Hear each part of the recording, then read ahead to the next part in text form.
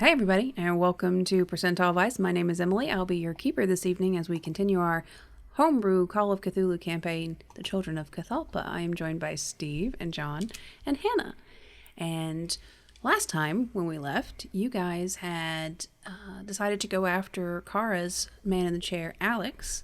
Did a little investigative work on Nate's side and found his home, his address, last known location of his cell phone, a bunch of other information. Went to his home, found his two parents in very distressing comatose states, kind of frozen in time for Lord knows how long, but very much so suffering.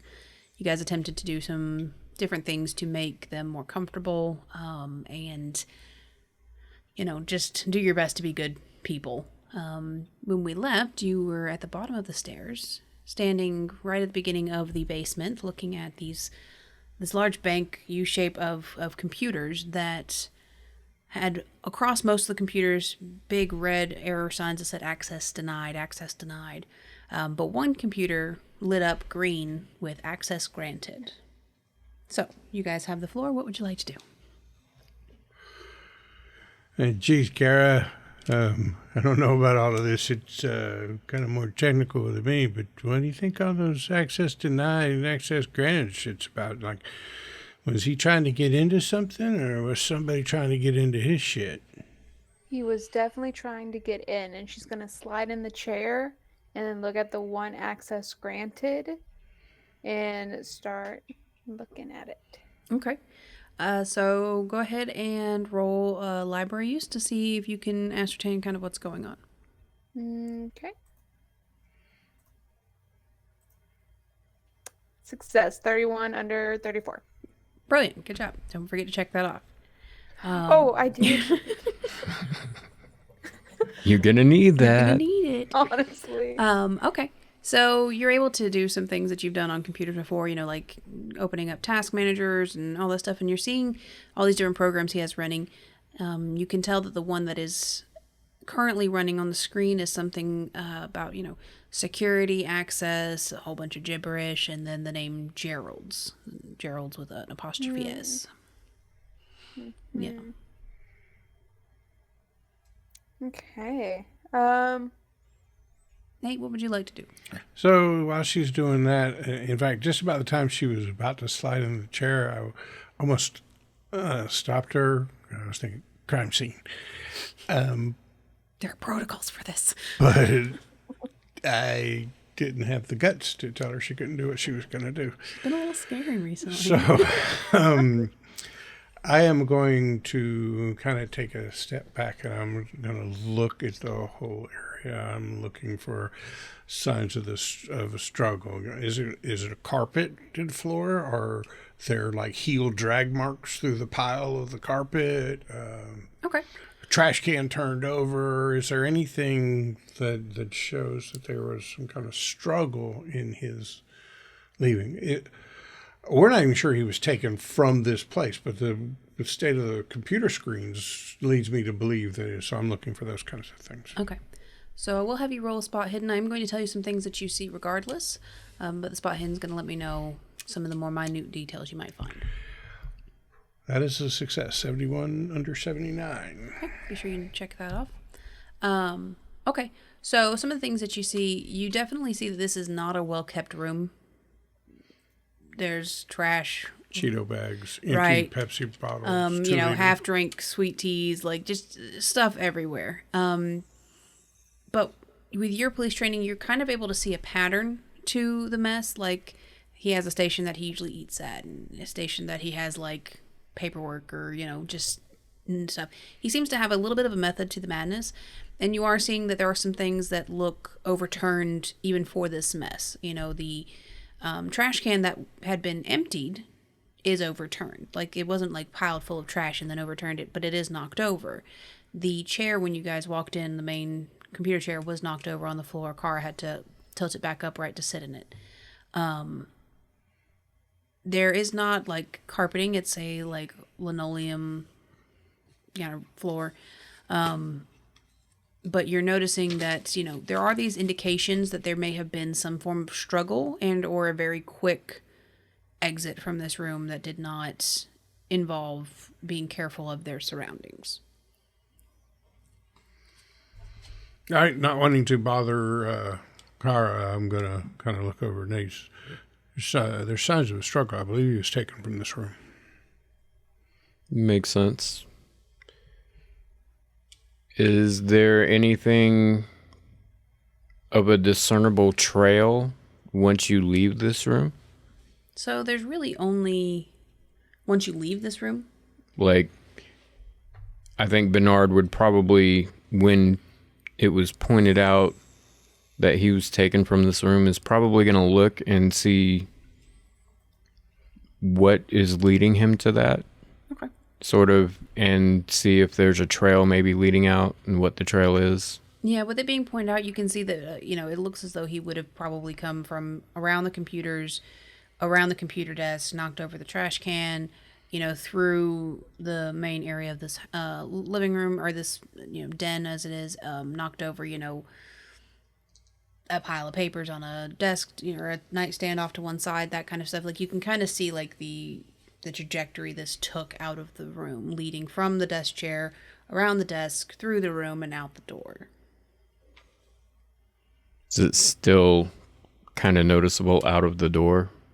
No, going out the door, it leads directly to a stairwell. It doesn't have any items to knock over or misplace. It's just a stairwell. It's interesting. Yeah, so I believe you said that there were no other doors going out of this room except there was a little, root cellar side room. There is. So I want to stick my head in there and see if there's anything interesting. I'm expecting to just see a dark, dank room, maybe a little shutter door, almost perpendicular, leading to the outside. Okay. So off to one side of the room you have not been into yet, there is a door that leads into what you have ascertained would be like a root cellar of sorts. This door is deadbolted. From the inside? Mm-hmm. So there is a lock on the outside facing you with a deadbolt. And as the way this home is kind of older, so there is a bit of a space between the door and the frame, and you can see the deadbolt is engaged. Okay. Yeah, I don't know if you want to jump back to Kara. I don't want to. Yeah. Kara, what's going on? Okay. I'm sure he has a cool setup and everything. Can I find Google on here? Yeah. Yeah. I can imagine him just using okay. Firefox and did a special icon for it. He uses Opera GX. So yes, you can tab over and you can see that there's internet browser open. I do need you to make a luck roll real quick though. Cool. Yeah, that's a failure. Okay. So you tab over and open the internet and are promptly presented with some very unsavory adult material. Yeah. Yeah. There was nothing to gain from that, and I still enjoyed it. But yeah, you can definitely open a new tab or, leave it up. It's your choice. Boys, make me a spot hidden roll. I don't know if you guys see Kara. Hard success. Regular success. Yeah, you both happen to, as you're, panning this room, turn right as, you look over and you see her just, frozen at the computer screen. Oh, geez, Kara, try to stay focused, man. It's a big setup here. I know you can probably get to anything, but stay on task, huh? Is that Lightning McQueen? Yeah. Oh. Okay, I'm sorry. There was zero reason for that. I just wanted to. Because I can. And you can't stop me. But yes, you can open a tab and use Google. Mm-hmm. Can I Google Gerald? Gerald's? Gerald's. Yeah. Gerald's. Yeah. So Googling Gerald's brings up lots of results. Yeah. All over the place. Facebook pages and Instagrams and a senator 4 states over. Can I type in?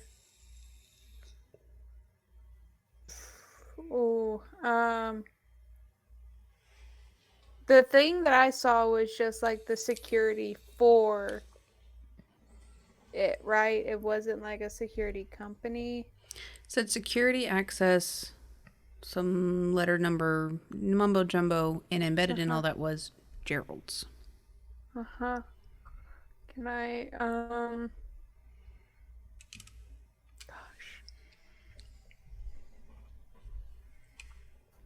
Can I do Gerald's business and do a luck roll? And if I just...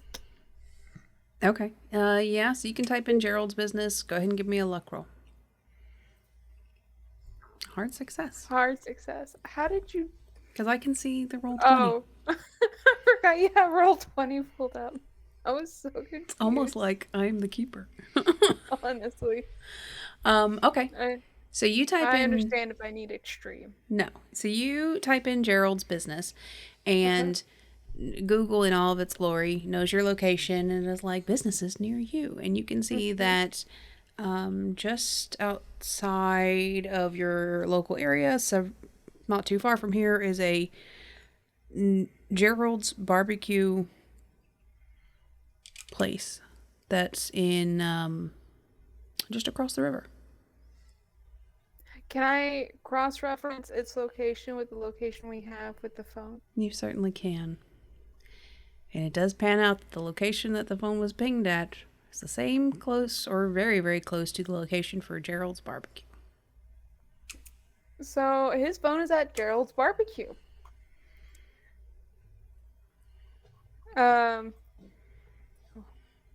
I really had to resist the urge to say Gerald's barbecue and foot massage. I was thinking it over here. I really had to work it. I was like, Jones barbecue and foot massage. Hey, can you do a print screen on a Gerald's barbecue? I need to add that to He wants you to print my the screen. mobile yarn board. Oh, yes. Does he have a printer? Yeah. Cool. Then I'll print it. Um, Control-C. Convinced of my own greatness, having successfully picked the lock of the front door, Okay. would like to try to pick the lock on the deadbolt to the root cellar. Okay. Go ahead and roll that skill for me. Locksmith. Mm-hmm. That's the one my brain couldn't think of. Yeah. Some luck here. I only have an No, don't 11. roll luck. I only have an 11, but I was able to get in there. You were. The door that was not locked. But Of course, the last time Kara was helping me and I got a bonus dice. yeah, that's true. Yeah, that's a failure. Yeah. The bolt seems a little out of your repertoire when it comes to locks. I see him fidgeting with it, and I say, do you think maybe the dad might have it, or he might have a key stored somewhere around here, or would That's a it? great idea. Check on the body of the dad or the junk drawer in the kitchen. Okay, I'll walk down and as he's walking up the stairs, or there might be a key thing up on the wall. You know how people do. I'll walk down and look for the key to see if I can locate it. Okay. So you're gonna start in the kitchen with the dad? Yeah. Okay. So go ahead and roll me a spot hidden, I guess. 95. Yeah. That's a no key on the dad. Do you want me to make separate rolls for each individual spot, or just? So that would constitute the kitchen, like main living room-esque area. So that floor, you come through, you don't really find anything.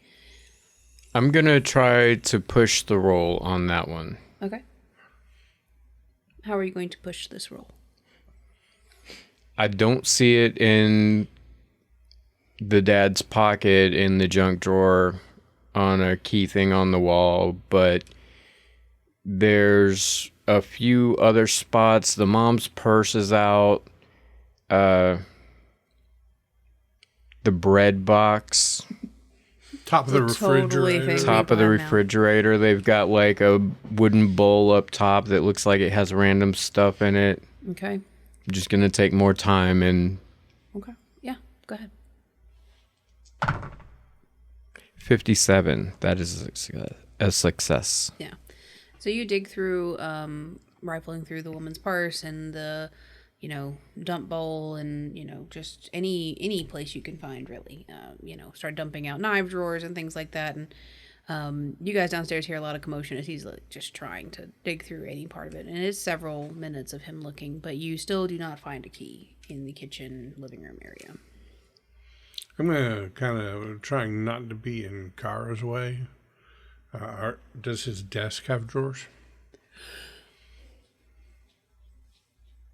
No. It's one of those gamer style ones where it's a flat top desk.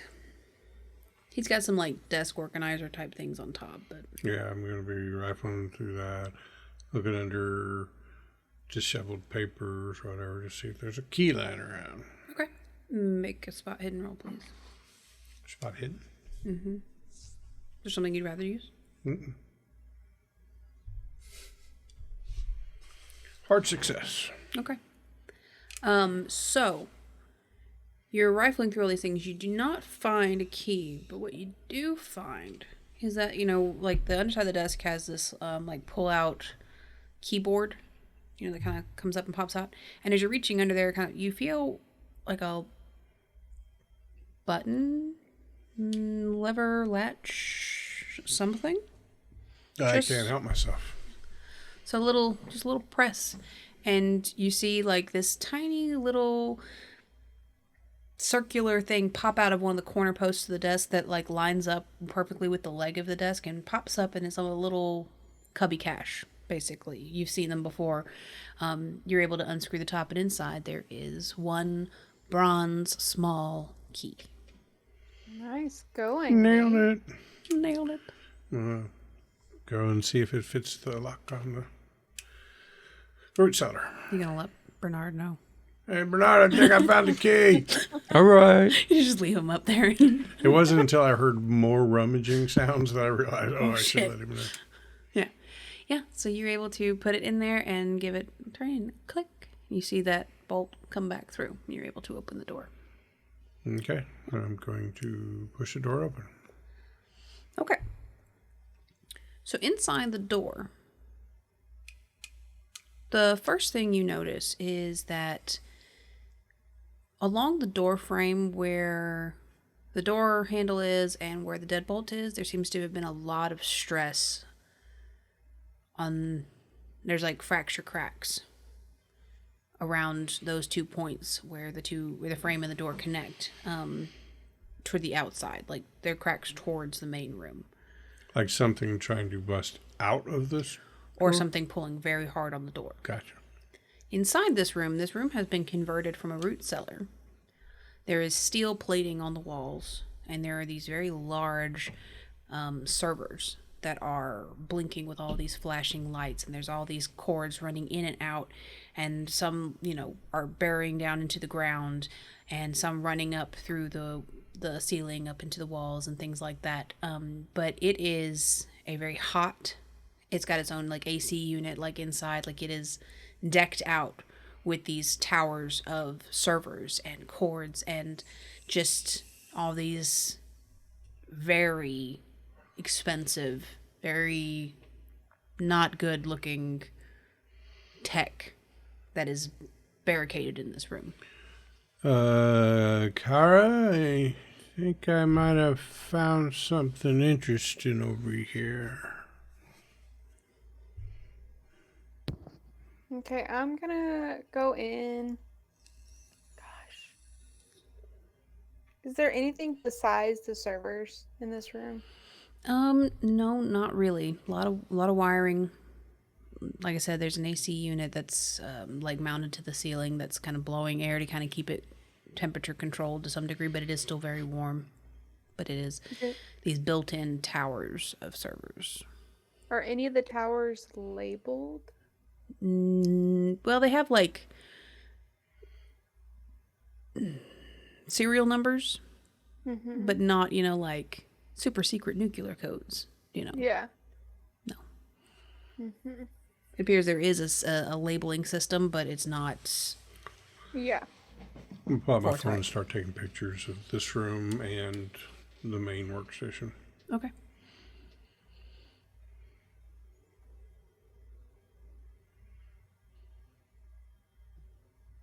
So.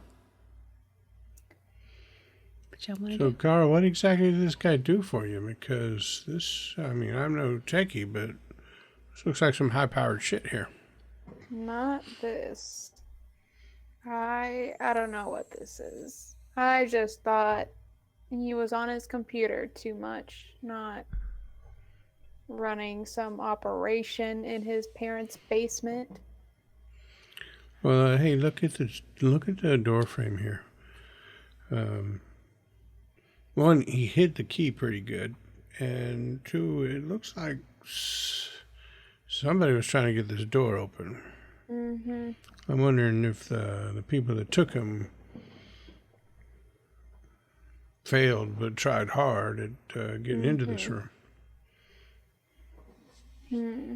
Can I go back to the computers and look at the ones that say access denied and see if it's still for the barbecue place or if it's for something else? Okay. Yeah, so you follow the same kind of suit and kind of look at the different tasks that are being run and labels of different menus and opening screens and things like that. You're seeing a lot of different security access things, but they are for various of the NAFRM Corp subsidiaries that you guys have identified previously. Some of those names are popping up that you've seen on a lot of your paperwork that, Nate has pointed out in his, yarn of doom. But they all seem to have been failures of trying to get it. Okay, so we have all these NAFRM companies, and then we have a barbecue place that he got into, and then shortly after... All right, I'm thinking back. I'm sorry, go ahead. No, go ahead. I'm thinking back to that night in the library at Statham's place where did a whole bunch of research and found a bunch of shell corporations and subsidiaries down to legitimate businesses for the NAFRM Corp. So I get the idea to try to trace the ownership of this Gerald's thing and see if it links back up with one of those businesses, subsidiaries, shell corporations that eventually track back to NAFRM. Okay, how are you going to do that? Like on your phone? You going on like one of the computers? I think I'm going to use my phone because I don't want to touch these computers. Okay. And I'm thinking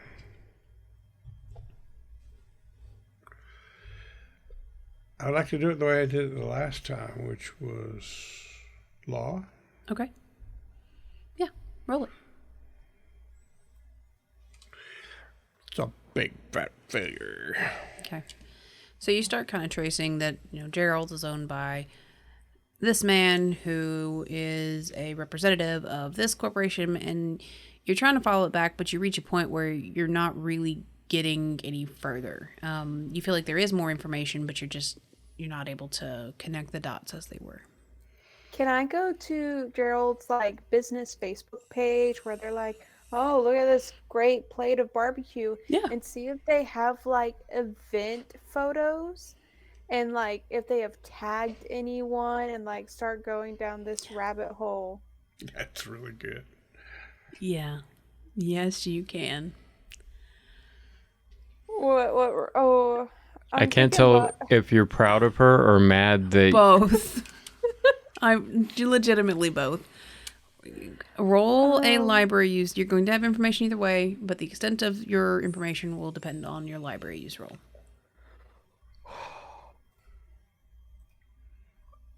Spend the luck, spend the luck, spend the luck. I am spending the luck. I'm spending, 3 luck points? Mm-hmm. Okay.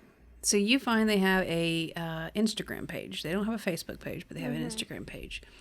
And they have mostly pictures of like these really great looking barbecue plates. Like legitimately, if you were in town like on business and you saw, you'd be like, damn, it looks delicious. And you're seeing all these pictures of like families, you know, in front of like they have one of those Instagram walls in there, and super kitschy.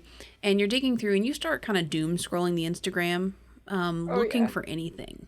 And you find a couple months ago, maybe 3 or 4 months ago, them promoting a free trip to Morocco. Dun, dun, dun. I fucking hate it when you guys are smart. I hate it. You guys suck. All my best laid secrets. Oh. That was a good connection. That was a good. I was like.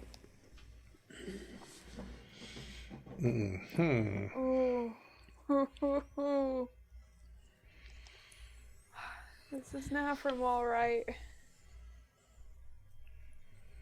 So Kara knows about. We told her about. Oh how yeah, we I all assumed that won you guys kind of really gave her the rundown trips because to Morocco. And She would have probably got briefed from her uncle, if nothing else. I'm assuming she is well aware of everything from Morocco. I'm going to take a flyer here. Okay. Pun intended. I'm going to try to use my cell phone and call back to Statham Manor Okay. and ask to speak to Sparrow, Okay. a flyer. A flyer. Okay. Yeah. Jonathan's there and he says, "Oh, yeah, let me get her on the phone for you." He puts you on hold for a few minutes. Yes. Hey, Sparrow, it's Nate. Hey, look, we're in Virginia right now. We're tracking down a missing techie guy in the chair that works. An asset. An asset, yeah, that Kara works with. Hold on a second, and I'm going to push the button, and I'm going to switch it to a FaceTime call. Okay. And I'm going to flip the camera around. I'm going to say, okay, hey, check out this setup, and I'm going to show him Okay. the U-shaped desk, and then over into the server room. So, hey, you or I know you had some techies there helping set your stuff up and everything when we left. Are they still around? Can somebody? What do you see here? What are we looking at? Well, definitely looking at some pretty high tech there. A lot of those systems are very expensive, and you have to be pretty well trained to use them. And as you like pan to the server room, she's like, "Okay, I'm gonna need you guys to not mess with anything in that room. I am not sure what those hook up to, but those are top of the line server rails. Like that's big time stuff. I'm gonna mobilize a tech unit to your location. Just send me over, where you are. I'm dropping you a pin now. Appreciate it. Do I need to send up like a cleanup crew? Is there? Hey, that's a great idea. Look, the guy's parents, they're upstairs in some kind of hypnotic state. Like their bodies are frozen, sort of, but like frozen in the last thing they were doing. Okay. They can't move unless it's what they were. The mother's just used a Brillo pad and scrubbed her thumb off, for crying out loud. Oh, Jesus. And they can't even blink their eyes. And I was thinking we'd call 911 when we left so these people can at least get some intervention. No, don't do that. I will mobilize a team, have them there within a couple hours. Richard, I need you to mobilize med and cleanup and tech. Look, I'm getting people there as quickly as I can. I need you to make sure the building is secured, locked up. We will have assets there to help clean up in just a few hours. I think we have an American team that's not too far from you, can get there in a couple of hours. But I would highly suggest not touching anything, especially you didn't mess with the computers, right? You guys left the computers alone, correct? Well, there was, little Google search. Okay. Google search, So task from manager. this point on, do not touch the computers, Because if you misclick, you can re-alert whatever systems he is failing to get into that somebody is still accessing there or trying to access those systems. I would suggest you leave the premises now. Hey, reading you loud and clear there, Sparrow, but hey, one last thing you can do for us. Gerald's Barbecue, home of the brisket on a biscuit in Maryland. We believe there's a connection back to Nafram, but we weren't able to establish it here. But we've got it on pretty good intel that it is. Gerald's Barbecue, brisket on a biscuit. Okay, see if your folks can get word back to us. We're headed there now. I'll put somebody on it, but you need to vacate immediately. All right. 10 minutes ago. Okay, now. Since this is on FaceTime, they all heard that. Yeah, and I'm going to tell her we're going to lock up the server room, and we're going to put the key back into its special spot in case someone else comes, but I'm going to tell her about the little switch and everything. Yeah, that's using great. The FaceTime, but you need to make it look like you were never there. It needs, if anybody shows up looking for who's ever messing with the computers, you need to make sure nobody is following you. Leave it as you found it. I need to go. I need to mobilize. I need to get people on this. Can you just not die? Could that just be a thing you don't do? It's a thing I'm good at. Thanks. By the. Yeah. Okay. So, I really do have to go. Richard, seriously, right now. No, seriously, I have to go. Goodbye. And she hangs up. Hang up, and I'll look at it. We got to set the mom back up at the kitchen sink. You think? No. Okay. This is what I don't call my uncle, and she's gonna go lock the door. And then I get this sheepish look on my face because I'm like, "Oh, did she not want me to do that? I thought it was smart." No, it was. You're good.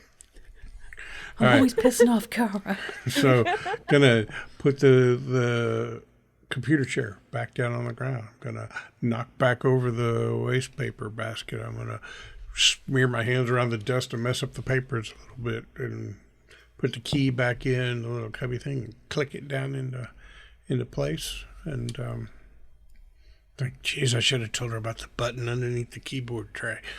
I assumed you guys showed her that when she mentioned the key being put back, that you guys showed her. I like to think they have to work for it, but okay, however you want to play it. All right, well, let's get out of here. She said leave now, because if any of the things you just touched alerted somebody, they could be coming now. So upstairs, out the door, lock the door behind us. Okay. But it wasn't, I don't know that. Sorry. That's right, it wasn't locked. It wasn't locked, yeah. And you're the only one who knows that. That's right. Because you played it off like you're just brilliant. I locked the door. Very nice. Very nice. Back into our 77 Ford Granada Rent-A-Wreck. Yeah. As we're getting in, Bernard stops and says, "Now, I know this is a stupid idea, but what if we didn't? We don't know who got him, right? Mm-hmm. What if we gave the appearance that we didn't know what we're doing and came in and re-alerted them, and maybe what they don't know is Nate's behind a tree with a big net and like in those Bugs Bunny cartoons." So you're saying, let's move the car and take the place out and see who shows up? Well, that wasn't what I was saying, but that's probably smarter than... He was I was missing a big net. So rifling through my field pack. I didn't pack no it. big net, damn it. You left it in Mexico. Yeah. At the least, we should be scoping the place out. I think I like that idea. Let's park down the cul-de-sac a little bit and see. I think we'll be able to tell the difference between bad guys pulling up or the cleanup crew pulling up. That's true. Okay. So you're going to park down the street. You're going to hang out in the car and wait. Okay. How long are y'all wanting to? It's our first stakeout together, guys. Stakeout montage. So, and you guys didn't even pack any snacks. I was gonna DoorDash. It's fine. Hey, you could drop a pin and Domino's will deliver it to your car. Yeah. Hashtag not sponsored. Willing to accept offers. We'll entertain it. We could be paid in pizza. Shit. Dude, I'd I take will that all day sign long. that contract. The call of hunger. I'm sorry. Yeah, so how long are you guys wanting to stake out the house? I know, we got a real balancing act here, right? Between getting to Nate before his phone moves locations, if it is. Was I able to tell? I can't remember if I asked the question from the cell tower data that Gladys got for me. If it had been at that location for the full week and a half, 2 weeks, You or if were not that's able just to where tell. it's at right now. She was only able to give you information of its current pinged location, which at that time was about 12 hours old. Yeah, so. Hey, the way I see it is it could take a couple hours for Statham to scramble a team here. Mm-hmm. But presumably whoever came and got him while he was still on the access granted screen.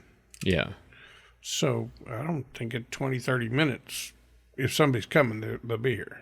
Probably. So 20 or 30 minutes. Just long enough to realize we didn't pack snacks. So, okay. So you guys pull down the street, find, public, street parking to park in, and stay there for 30 to 45 minutes. You see regular pedestrian cars, families, you see kids on bikes going around. And within that 45 minutes, don't see any real suspicious behavior or any of those cars approaching the house. I think we're clear, man. Okay. Kara, you're the expert in field work. Yeah. Here's the thing. We could also set it off, then head to the barbecue place.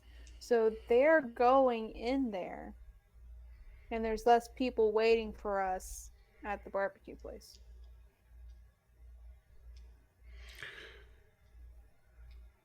Not exactly sure how to set it off. But I'm just gonna keyboard smash. Car smash. all right, so now we got to balance. That's a really good idea. Again, Sparrow said, touch nothing, get the hell out of there. So. Plus, at this rate, they could still be there when Sparrow's team gets there. And Yeah. it's a whole. Yeah, I think we better just make our way across the river. Okay. Sounds good to me. All right. So, any stops before you want to head over to Gerald's barbecue? Anybody else need a Starbucks? Yeah, I could go for some coffee. Yeah. Little Starbies. Yeah. Very good job. Okay, so you guys stop and get your Starbucks. 5 minutes later, you have to go to a convenience store bathroom. Yeah. And you guys drive a while because you have to kind of go down the river to get to a bridge to cross. DC traffic. Yeah, it's kind of a pain in the ass, but you get there.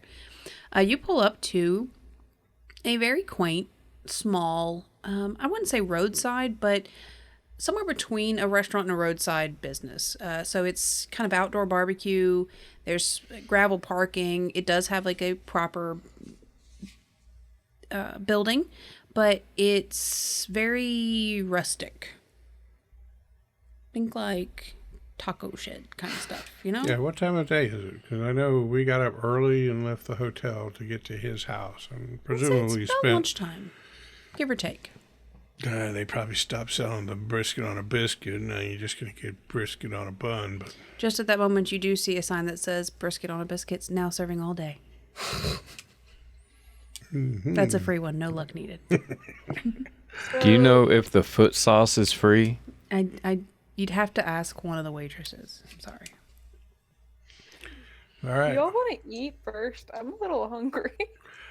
Yeah, well, I think going in there, ordering something, sit down and eat is a good way to case the joint. Yeah, Exactly. definitely. Sounds good. Yeah, so you I walk don't in. care how many power rolls I have to make for it. Right. You guys are walking in, and you see that it's got some really old school like diner booths, like the plastic ones, that like came out of some other restaurant. And Red Naugahyde. Yeah, and they've been painted like the tabletops are painted with these really cool like It's very Route 66 kind of vibes, you Painted know? with these really cool barbecue stains. Barbecue stains.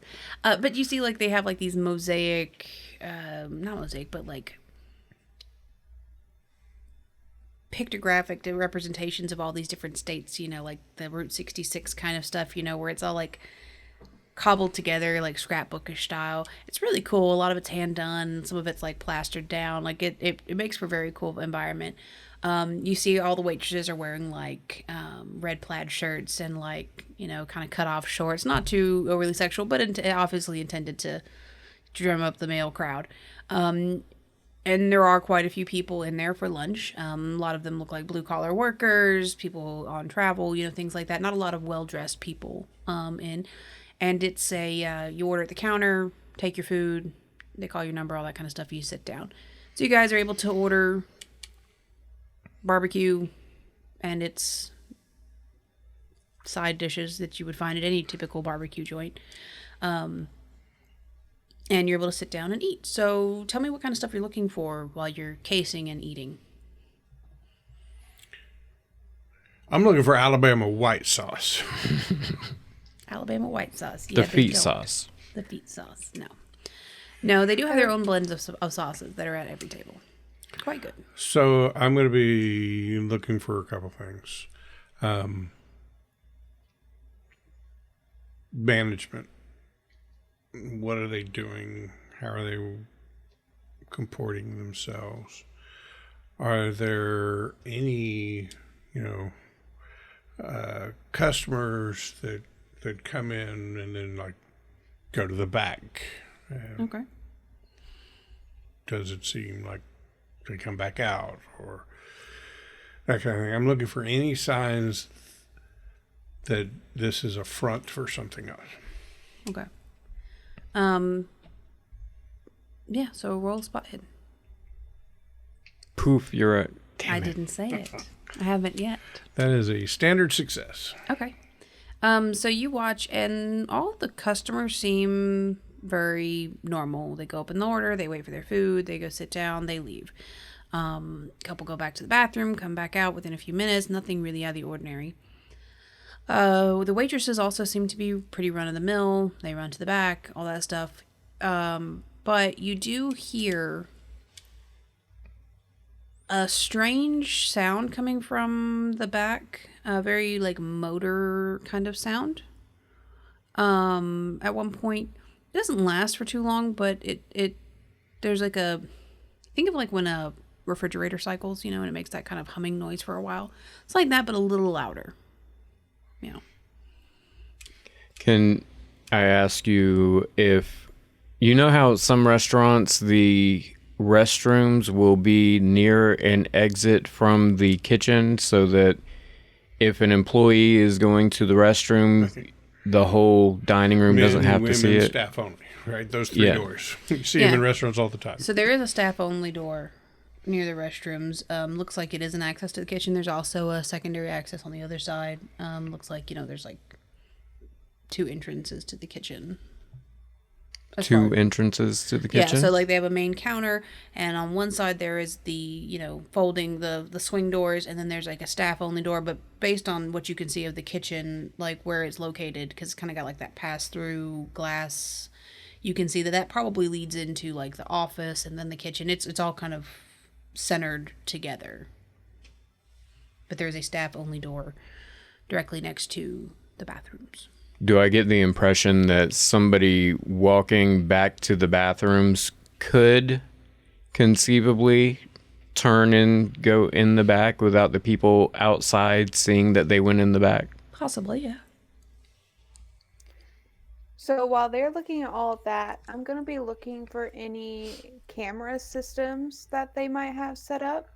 Especially when the waitresses go into the back, I'm also going to be looking on the roof of that hallway you just described back there. Okay. Brilliant. So you do see one camera facing the cash register. It looks older. Mm-hmm. Functionality probably very limited. And then one that's facing the door leading out to the parking lot. But as far as, down the hallway, you're not seeing any other overt camera systems. No. Okay. having gotten a look at the building as we were pulling up and then walking in, can we tell about how much of this building is represented by what we can see of the dining room, the front register area, and the kitchen area? Nearly all of it. There's probably some storage space, walk-ins in the back. But yeah, I mean, you're probably able to account for about 80 to 90% of the outside perceived space. Not like there's this huge 50% chunk lost. Yeah. Right. Yeah. So next time a waitress comes up, I'd like to ask her some questions.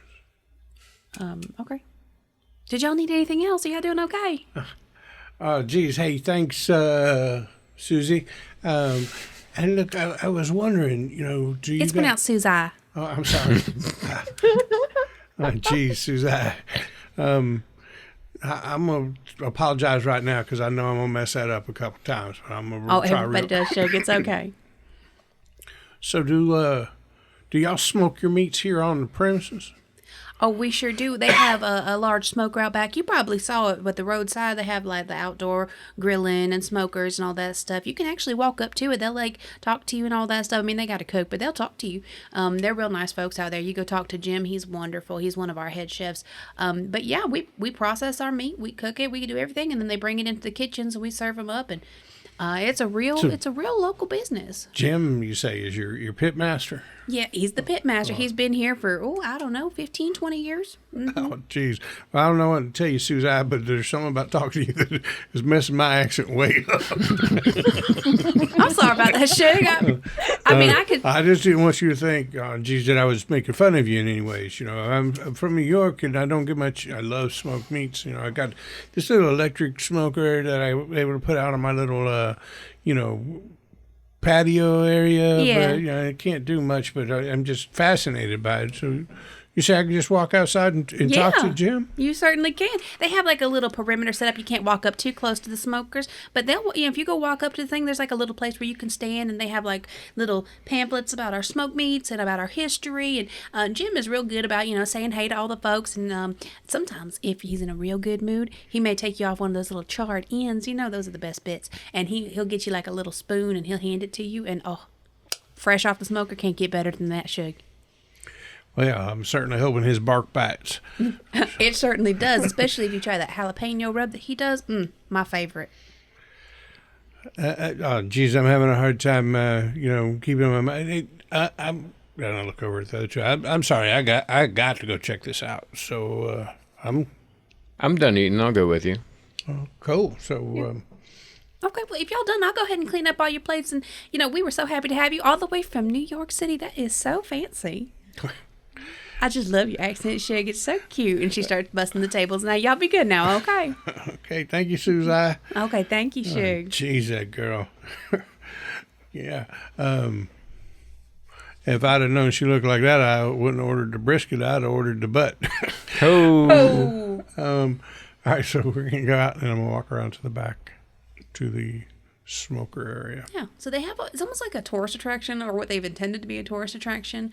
It's under a pavilion, and there's these large smokers that are like along the backside, and they do have like a wooden fence that keeps you from coming in, and there is a swing door on the side that says employees only past this point, and there are like these little like placards and like little pamphlets you can pick up. The pamphlets are very stained and yellowed, like they've been out there forever, but the placards say things about Gerald's was founded in 1982 by Gerald so and so and all these things, and it's talks about it was purchased by one of the companies that you found, which, brought in all the great resources and changed none of the flavor, that kind of thing. And it tells a little history, and you see there's about 3 guys working back there, all very sweaty. They got on these aprons that are covered in grease and grime and things like that, and they're using them to wipe their hands. And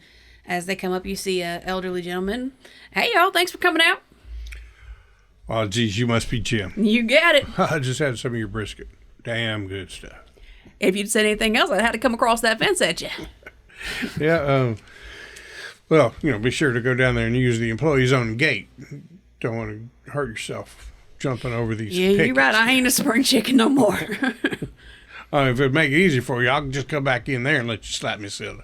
No, see, I can't be doing that because this stuff back here, you get hurt, you know. And city slickers like yourselves, I don't want you coming back here and burning your delicate little fingers. But just for coming out, we are about to take off this brisket, and I got me some juicy end pieces if you're interested. I love me a burn in. All right, hold on 1 second. And he goes back and gets those little, like, mini cups and, like, cuts you off this little piece and comes and hands them to you and wipes his hand. He was like, but yeah, my name's Jim. I didn't catch your name. I'm sorry. Nathaniel, that is, Steele. Oh, okay, Mr. Steele.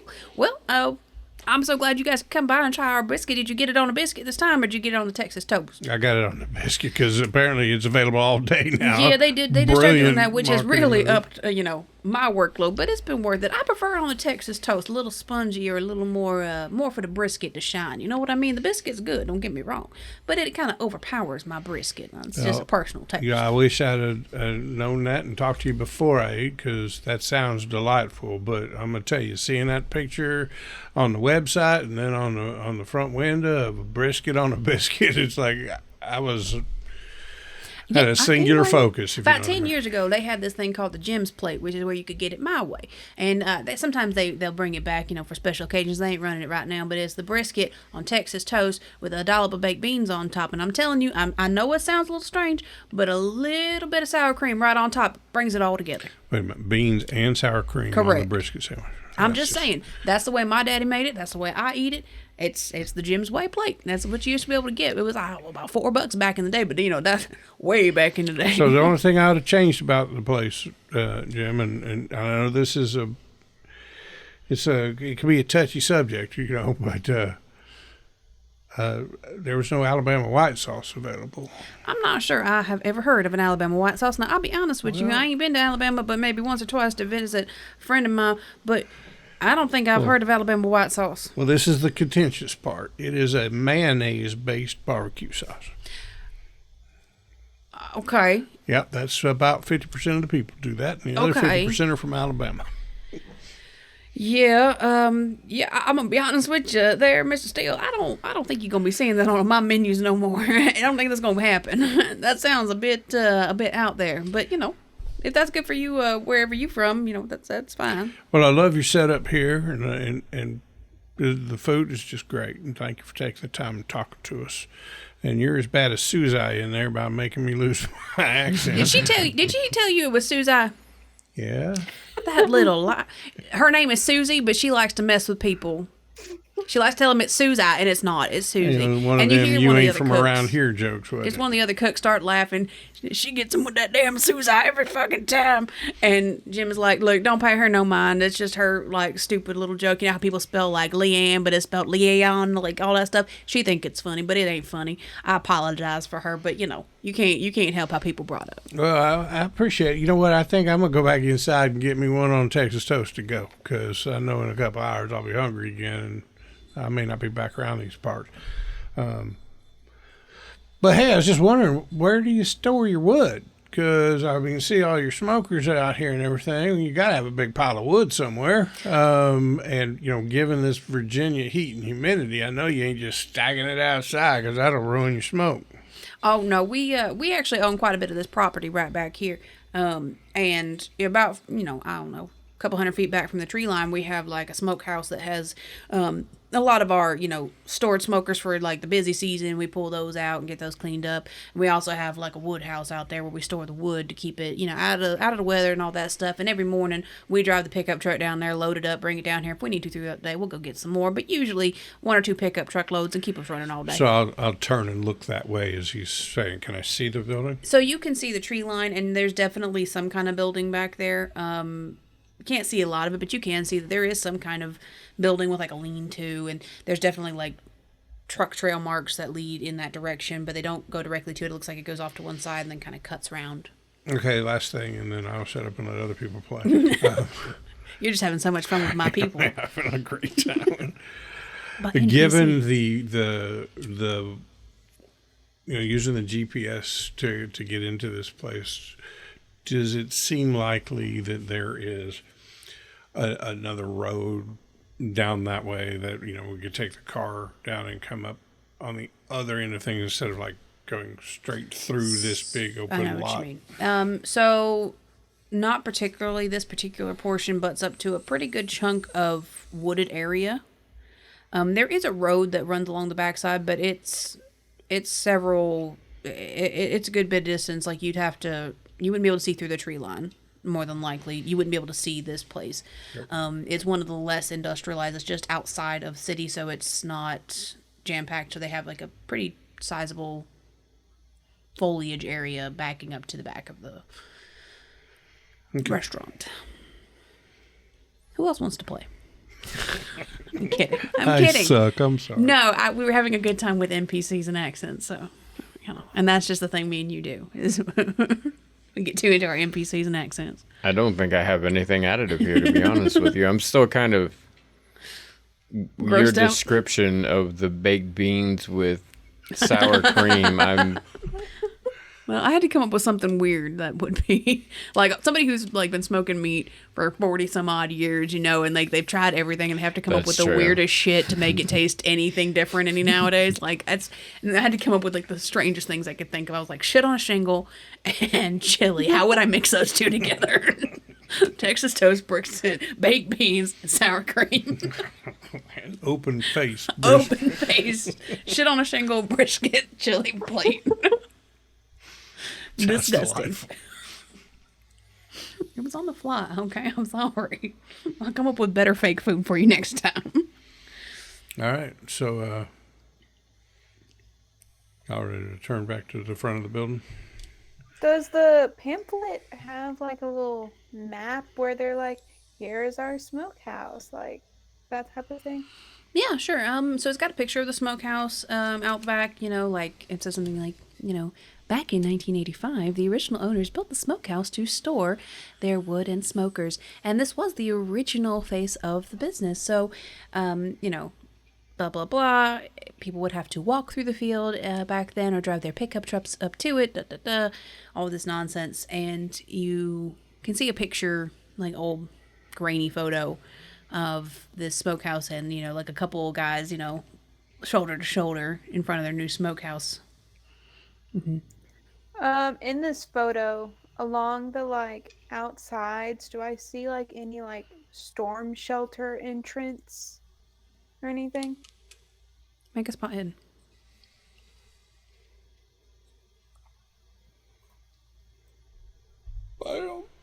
Extreme success. All right, so in that picture you don't, but you do notice that down later on this particular pamphlet of the history of Gerald's Barbecue, that they do show a picture of the groundbreaking day for the new restaurant face, and that there is in fact a large metal storm grate type deal, storm shelter, just about where the kitchen would be. Like on the ground. Mm-hmm. Mm-hmm. I hate you today. You're doing really good today. She is, because I was about to take us on a wild goose chase down to the other building. She's fucking killing it today. Like, I'm going to check their Instagram. God damn it. And then I'm going to turn to the boys and like, let's go get some brisket on some Texas toast. And I'm going to bring them back inside. Yeah. So, hey, Susie. I was just out back talking to Jim and the boys. Yeah. Yeah. Fun-loving folks. They're just laughing and laughing. Oh, they are. I wonder sometimes if they was laughing at me. Probably, but they don't mean nothing by it, Suge. I promise. They're just them good old boys, They like to pick fun at people they like, so take it as a compliment. I promise. Well, Jim convinced me that I would not be able to say that I've had the full Gerald's experience if I was a lead. Is he trying to sell you that damn Jim plate again? Because that thing is nasty. Well, he did mention a bit about the barbecue beans on top of and the sour cream. Disgusting. Well, okay, so he did mention it. He didn't sell me on that, but he did sell me on the brisket on the Texas toast as opposed to on the biscuit. And I really enjoyed it on the biscuit, but geez, I'm never coming back through this parts again, or at least in a long time. So I was thinking I'd get one of those to go. Okay. Yeah, we can get you one of those shakes. Go on up to the counter, place your order, and just let them know you want to substitute that biscuit for the Texas toast. They'll take care of you. That's no problem. Okay, well, they go up there. I'm going to tell them, you guys stay right here. I'm going to use the bathroom real quick. And I'm going to go to the bathroom. On the roof of the bathroom, is there a sprinkler system? Oh, she's about to get wild up in here. Roll for luck.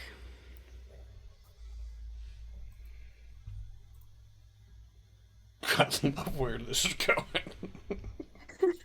Oh my god. Extreme success. Yes, there is. And just outside the bathroom door is the fire pole, just because you got the damn extreme success. I hope you're checking all these off. I know luck isn't, but like...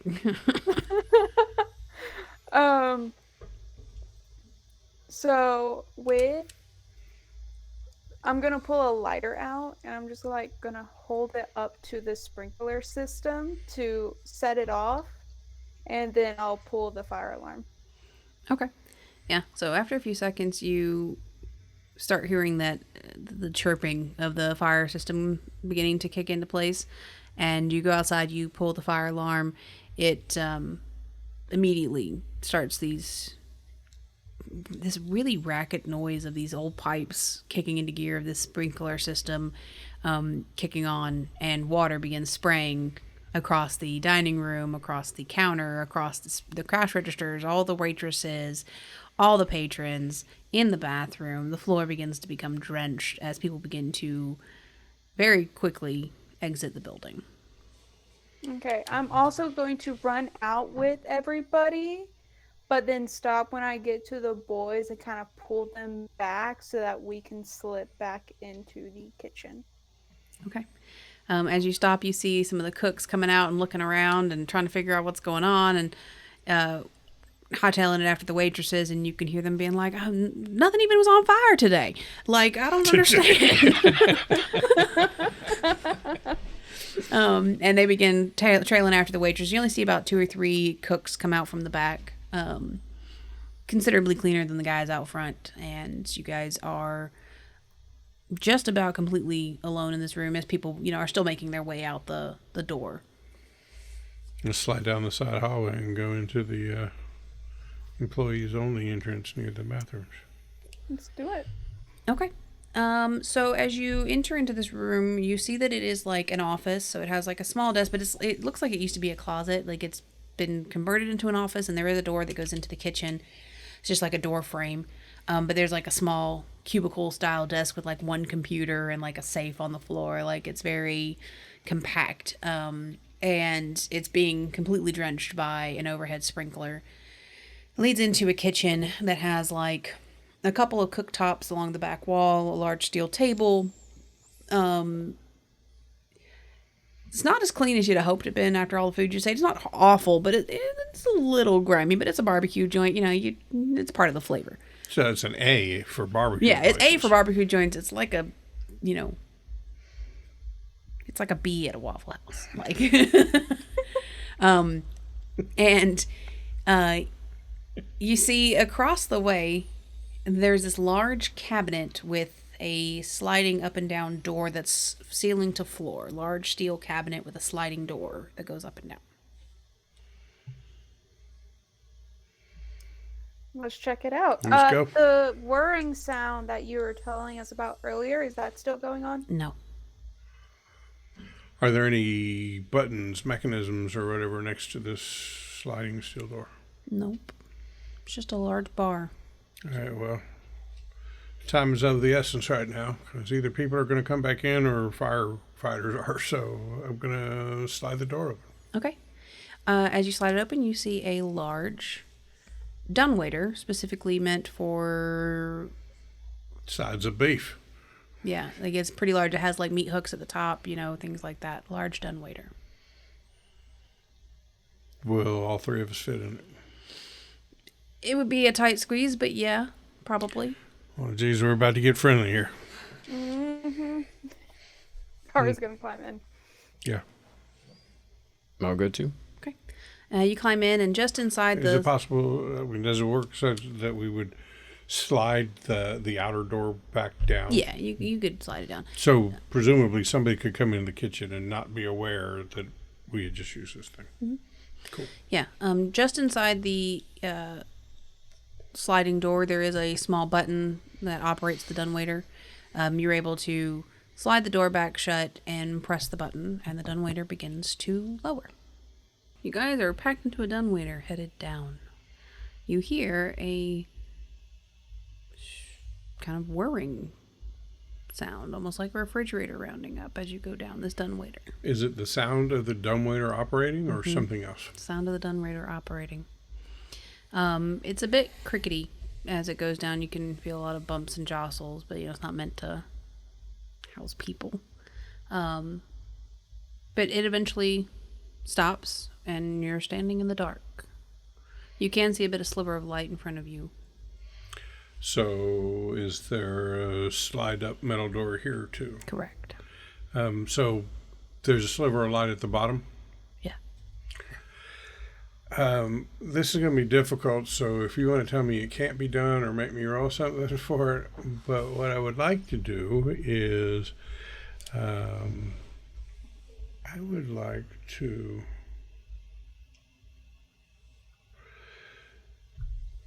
reach into my satchel, whatever it is that I got that I'm carrying stuff in, and pull out my listening device and kind of slide it up underneath the door and see if I can hear what's going on. Okay. I need you to make me a stealth roll in order to do it without banging against the sides. Okay.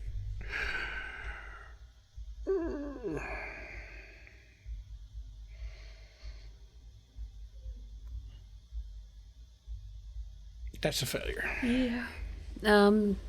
So as you're trying to kind of maneuver around, you do end up smacking your elbow against one of the sides, and but you hear the of steel, or aluminum siding or whatever it is. But you can get the device out. But you have made noise. Sizable noise. Well, at this point, I think I've blown our cover. I'm going to slide the door open. Okay. Excuse me. Okay, so you open up to find a octagonal room, or multi-sided room, I suppose, that is empty, that leads into a small hallway with a stairwell in front of you. There does not appear to be anybody in this room with you, but it leads to a small half stairwell into another room. Stairwell go up or down? Down. All right. Well, I'm going to turn, step out, and look at them, give them the look. As he's doing that, I'm going to pull out, I imagine I had a jacket on, and I'm going to pull the pistol out that I had in my back waistband and have it ready. Okay, certainly. I also. Okay. Okay, so the three of you are now standing in this room. You're going to continue down the stairwell? Yep. Unless there's something, I'll do a quick scan of the room. Is there anything? No, it's an entirely blank room. Okay. To the stairwell. Okay. As you round the corner or come down the stairwell, you see that the room kind of continues straight and turns to the right, it opens up into a rectangular room. In this room, you see a directly in front of you a kiosk alcove desk type thing, circular, with a computer set up and a chair. And to one side, you see another one, and there seems to be a very industrial feel to this. Very shiny new metal, industrial piping above, a lot of lights encased in cages, the little metal rebar cages. and like steel floors. Does it remind us of the spot under the whirlpool? No. No. The spot under the whirlpool was much more ramshackle, like put together. This seems much more deliberate. Is there anybody at the kiosk? No. They are empty. Kind of reminds me of the guard station at County Lockup. You know, one central place for controlling the doors and all.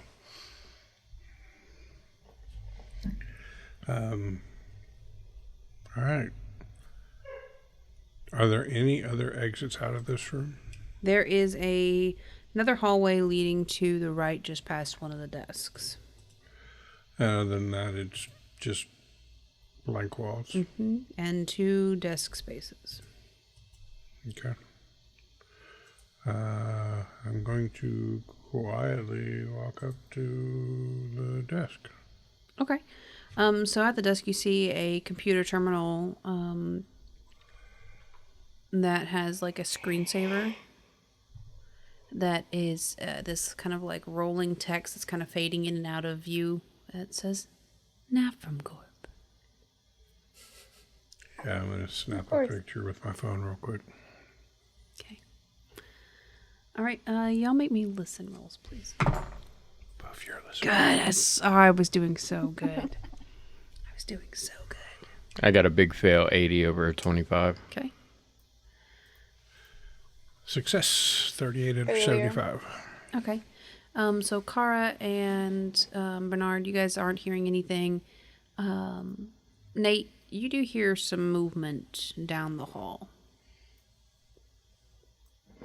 Okay, so I'll turn and look at the 2 of them and, you know, make some of those fancy cop or combat signs where, you know, point to my eyes and their eyes down the hall. Yeah. Okay. Now I will draw my weapon. Okay. Anything on the desk? Set of keys on a big fat iron ring. It is starkly blank. There are no pen holders. There is literally a mouse and keyboard. I'm going to reach over and bump the mouse. Okay. When you do, the screensaver kind of pops off and it lists a employee login page. Username, password, spots blank. Username does have a save, but the password is empty. The username says P Gibbs. I'm going to try 1, 2, 3, 4 in the password. Okay. It is denied. I'm going to try password in the password. It is denied. Gonna try P @ 55W0RD. It says password denied and gives you a little error message that says multiple attempts were made to open this terminal. Please check your password before continuing. Okay. I'm going to take a quick picture of the screen just so I capture the P. Gibbs thing. Okay. All right. Keeping an eye on the hallway, I'm going to kind of, with my head, motion for one of the 2 of them to check out the other desk. Okay. I'll walk over to the other desk and check it out. Okay. So the other desk is a little different. It has a mouse and keyboard, but it also has a fingerprint scanner. But it has the same, flashing Nafram Corp on the screen. Is there any tape anywhere around? Roll for luck.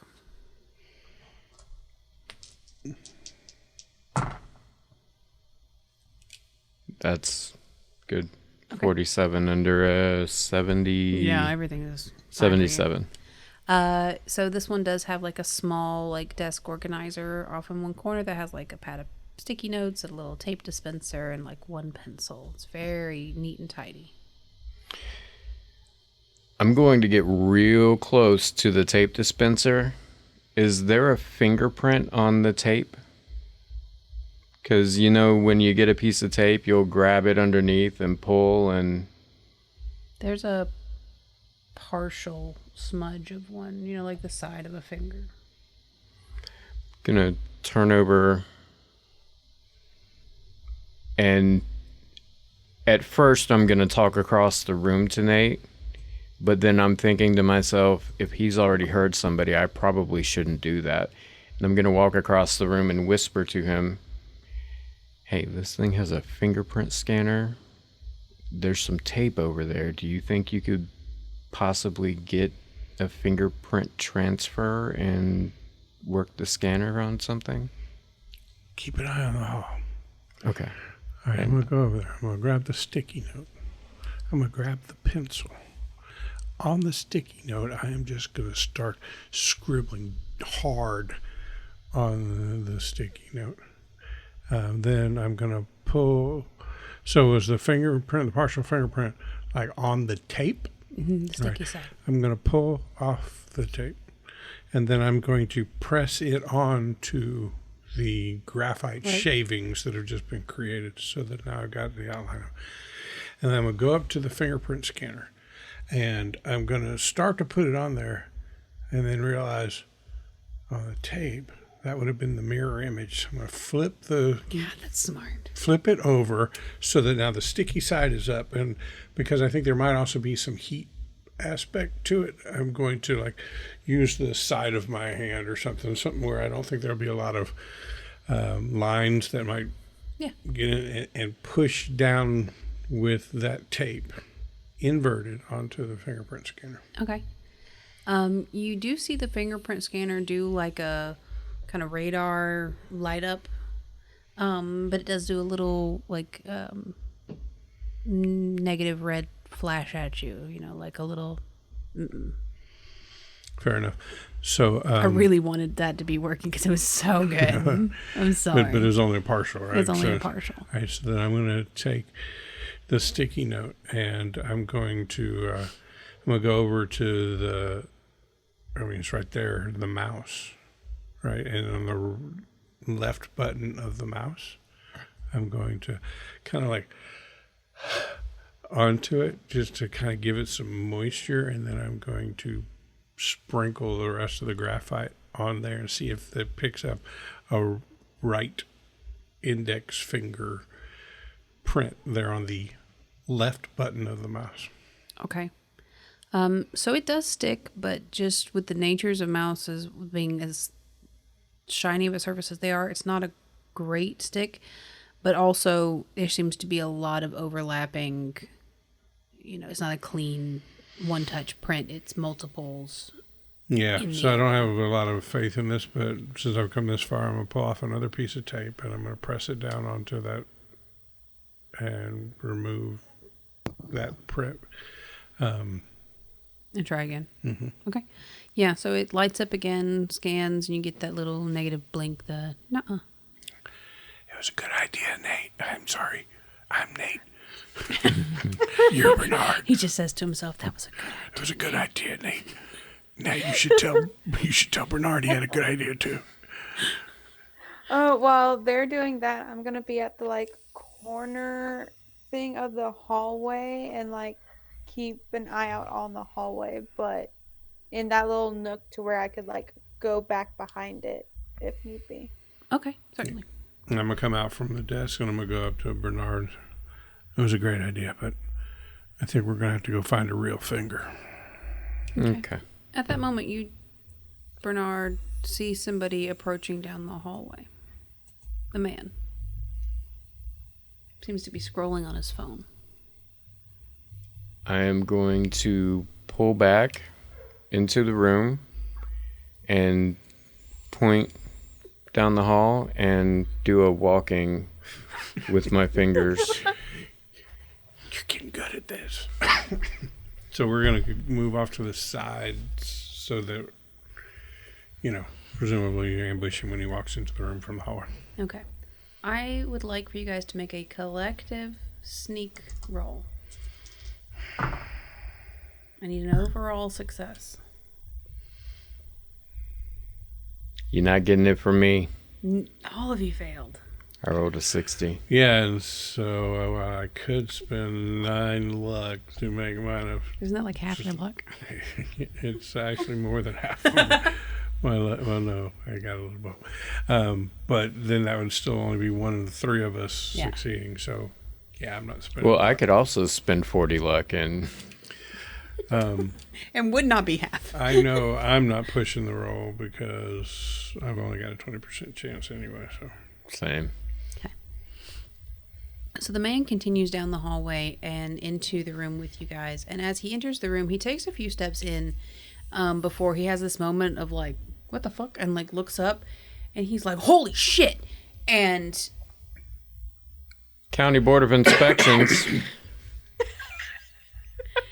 I need y'all's combat division. I need y'all's dexterities, so we can decide the order of how things go here. 40. 80. 55. Okay, Kara, you are first. Since I am technically behind him-ish from the corner of the hallway, I'm gonna come up behind him and like cover his mouth and like put an arm around his neck and try and like strangle him out. Okay, so that would be a combat maneuver. Fighting brawl. Oh, I wish I was better in brawl.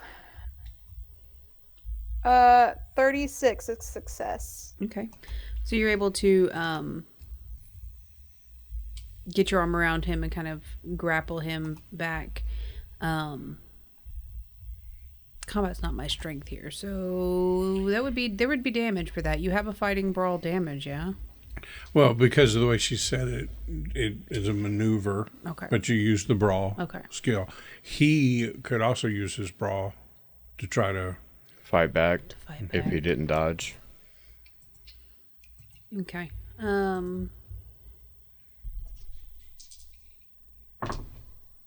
Yeah, he failed. He rolled a big old... Oh, he actually critically failed. So, as you go to, like, wrap your arm around him, you get, like, this really good hold to the point that you're able to kind of almost, like, pull him down. And he loses his footing and kind of falls out from underneath of himself. And he kind of, like, falls to the floor in your hold and begins to kind of grab at your hands. And he's like, wait. And that makes it Bernard's turn, I believe.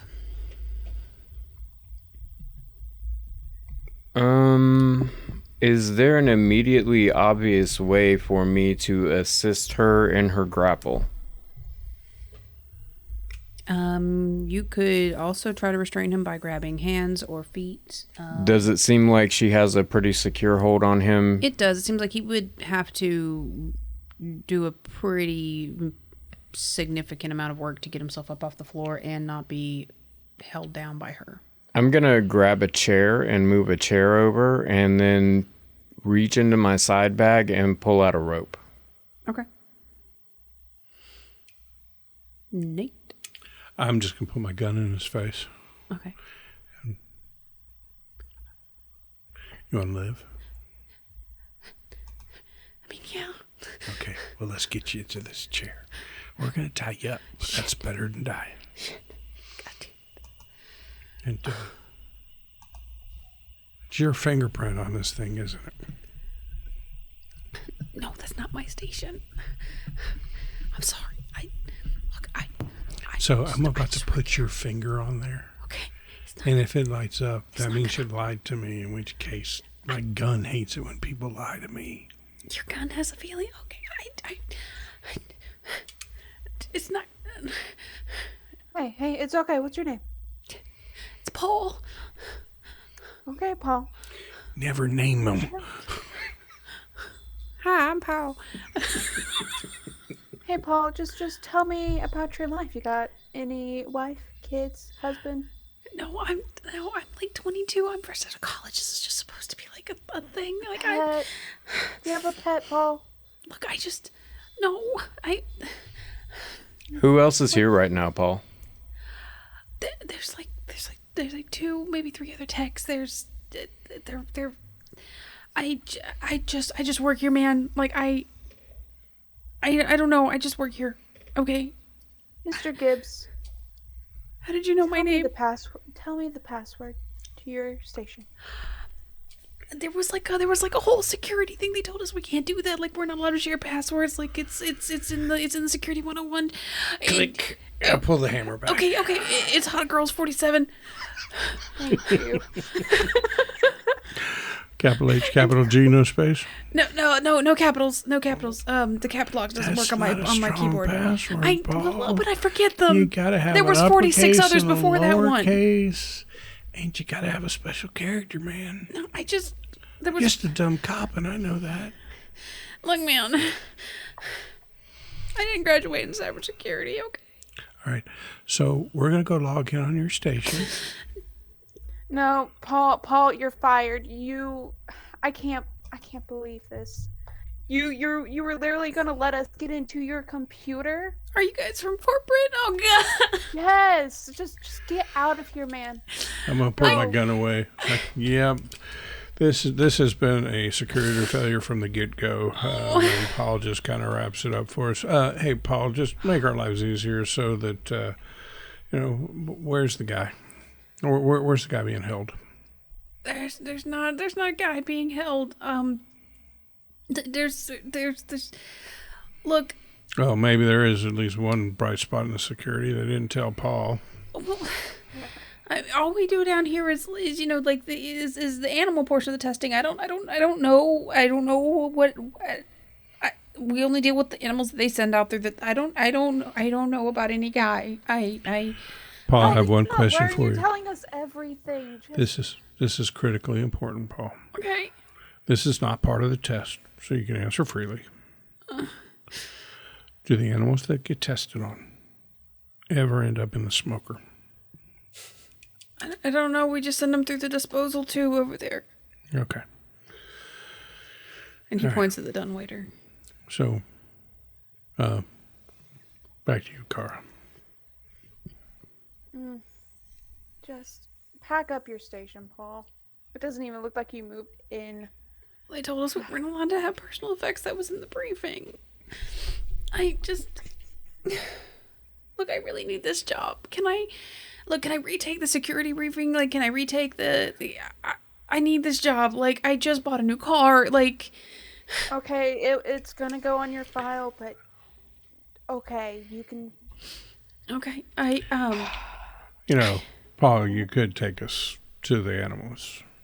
You've got the keys to the cells. I mean, they're not cells. I mean, like they're like right. They're like glass tube things. But yeah, I mean, I could take you over there. It's not really my thing. I just kind of like file paperwork. Like I all right. Here's how you're gonna keep. This is how you're gonna keep your job, Paul. You just become part of the inspection team. Yeah. So you're gonna walk us down here. Okay. And when any of those other guys come up, we're gonna do the test on them too. But now you're part of the team. Okay. So your job is to tell them that we are indeed from corporate, and that we'll just be having a look around. Okay. And no matter how much they may ask for, I don't know, badges, proof of who we are, or whatever, your job to see if they live up to their security briefings is to convince them you've already taken care of that, and this is all good. Do you think you can do that, Paul? Yeah. I just have one question. We were told not to work off the clock, so can I clock in from my lunch? Yes, Paul. Yeah, Paul. Okay. Thank you. I'm gonna. That was good, Paul. And I'll make I'll pull out my thing and I'll make a little smile on my face and make a check mark. Okay. That was good, Paul. Never work off the clock. He kind of. Make sure to log this time. We started around what? 1:15. Okay. You can log that time too. Okay. Okay. I'm gonna need one of you guys to sign off on the time. No, it's fine. I'll just deal with it. Care of it. And he kind of shakily gets up from the chair and looks around. He's still kind of spooked and walks over to his station and kind of looks at his keyboard and then looks up at you. He's like, I'll change the password later.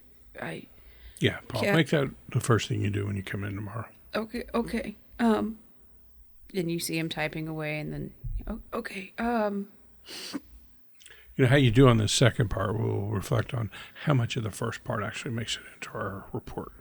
Okay. Dry up there, Paul. You got to pull this off. Okay, yeah.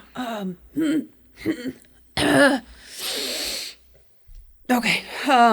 So I don't really go too far into. I can open the door, but I don't really ever go in there. So it might be kind of weird for them because I don't really ever go in there. That's their workstation, and this is my workstation, and I don't. Right, and you open the door and you walk in, and inform them you've been directed by corporate to grant us access to these things. Corporate access. And that explains why you're doing something you don't normally do. Right. No. You got this, Paul? Yeah, I got it. Okay. And he begins to walk you guys down this hallway into another kind of junction room that has two different ways out. There's one that leads to what you can see is a doorway open to a break room, and then another door leading out from the break room on the other side. And directly to y'all's right is a large steel sliding door with a keypad. And Paul goes over and types in his code, and the doors go and open up. Paul, you just finished lunch. Was there anybody else in the break room? No, I'm the only one who uses this break room. I think they have their own. This is kind of just, where I hang. Would you guys be able to get the fridge fixed? Because it doesn't stay cold. I shouldn't ask. I'm sorry. But yeah, right through here. Fridge, you say? In the front break room? Is there another name for that other than Paul's? No, I guess just the front break room would work. Made a note of it. Thank you, sir. I appreciate that. Yeah, right through here, and he kind of gestures through the doors that lead out onto kind of this steel grating catwalk. That is maybe about 4 or 5 feet off the ground, and you can see directly in front that it leads into this very circular room with these large blue, massive, almost like vats along the wall. There's 6 of them, and the catwalk leads down and kind of has steps going down to a main hub entrance, and then there's steps on the other side of that go up onto another catwalk that go into a room directly across from you.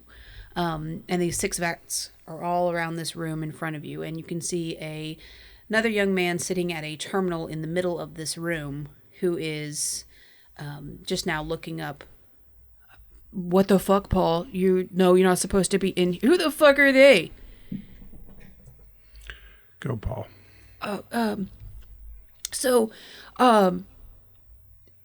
Wait, are they supposed to know you guys are from corporate or not? Are they getting the gun treatment or not?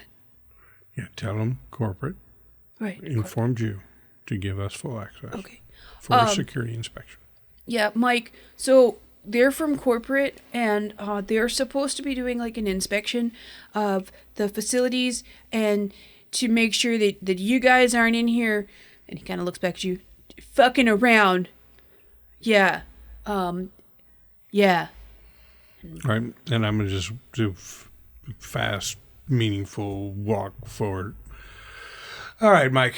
I'm going to need you to stand up for a second and just take 2 steps back from your workstation, please. Dude, corporate never comes down here. I'm going to need to see some credentials. And Paul steps hey, I've already checked their credentials. Okay, they checked them at the desk. That's my job, Mike. Don't insult me. Okay, they're here to do their job. You do your job. I did okay with this. Why can't you? Are you just dumb? And Mike's look, man, fuck you. But you already checked their credentials? Hey, Paul has passed the security inspection. His area seems fine. From all intents and purposes and appearances, looks like yours is going to do well, too. So let's not make this more difficult than it has, and we'll be in and out of here. All right, fine. Go ahead. And he, pushes off really roughly from his terminal and stands up. He's go ahead. I mean, it's not like I was working on anything or, doing my job, but you do you, man. That's fine. Go ahead. Okay. So, Mike, quick quiz. Do you know how to spell insubordinate? I always mess up just where the B goes. I'll just shorthand it, Mike. Great. So, I see you're logged in. Yes. Great. So my associate, Miss Jones here, is just going to make a quick look at the computer files and make sure everything is in order, and then we'll be out of your hair. Yeah, I'm sorry, I can't allow that. Like, you're from corporate. You know that we don't do terminal sharing. So he reaches over and, like, presses, like, you know, like Windows and a T or something like that, and it, like, brings up the Nafrim Corp login page and locks terminal. So... Yeah, not going to happen. Well done, Mike. And I'm going to pull out a $20 bill from my wallet and hand it to Nate. God, I guess you're right. I told you, these guys, look, they had the security briefing. They each scored really well on their placement exams. We're really kind of wasting our time here, but I know yearly it's got to be done. Just about the point you hear another person walking down the opposite catwalk from the one you came in. It's a young woman. Are we having a party? Are we not just going to work today? Is that what we're not going to do? We're just going to not work. Is that what we're not going to do, Mike? Mike turns like, Bethany, I swear to God, shut up. She's like, just saying, like, I do all the work and you do nothing. And they start bickering back and forth. And Paul's like, yeah, they're like always like this. Like, I'm sorry. Yeah, hey, Mike, if you just stay here to talk with Miss Jones for a second. Miss Jones, just make sure that we've got his employee number right as when we put the glowing review from his station on here. Bethany, hi. Hi. Nate Steele from corporate. Okay. Paul here is ace the pop-up security inspection, as has Mike. So now we'll just take a look at your station real quick, and we'll be out of your hair. Oh, you want to look at my station? Yeah, let's go look at my station, because then we can look at all the technology and materials that you guys refuse to replace. Like, I keep sending in requisitions. Have you gotten any of them? Hey, that's a different department, but as Paul can tell you, I've already made a note about the broken refrigerator in the front break room, and we'll take a note of all of those things as well. A little outside of my purview, but I'll make sure the word gets back. So, of course, all Paul cares about. And I'll walk past her towards her area, expecting her to follow me. And she does. Of course, all Paul would care about would be the refrigerator being broken while I'm over here with crumpling hazmat gloves. Like, I'm handling all of these chemicals, and you guys are doing nothing about it. Like, it's not a safe working. Honestly, I could sue. Like, if I hadn't signed that NDA, like, I could sue. Like, that's ridiculous. Like, it's not a good working environment. She's just rambling on and on about OSHA and if they were here, what they would do.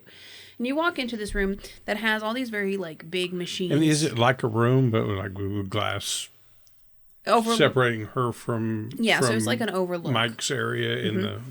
But it has like a walkway through, and inside there's all this kind of almost medical lab equipment that has, these different cold case cabinets and all of these different things.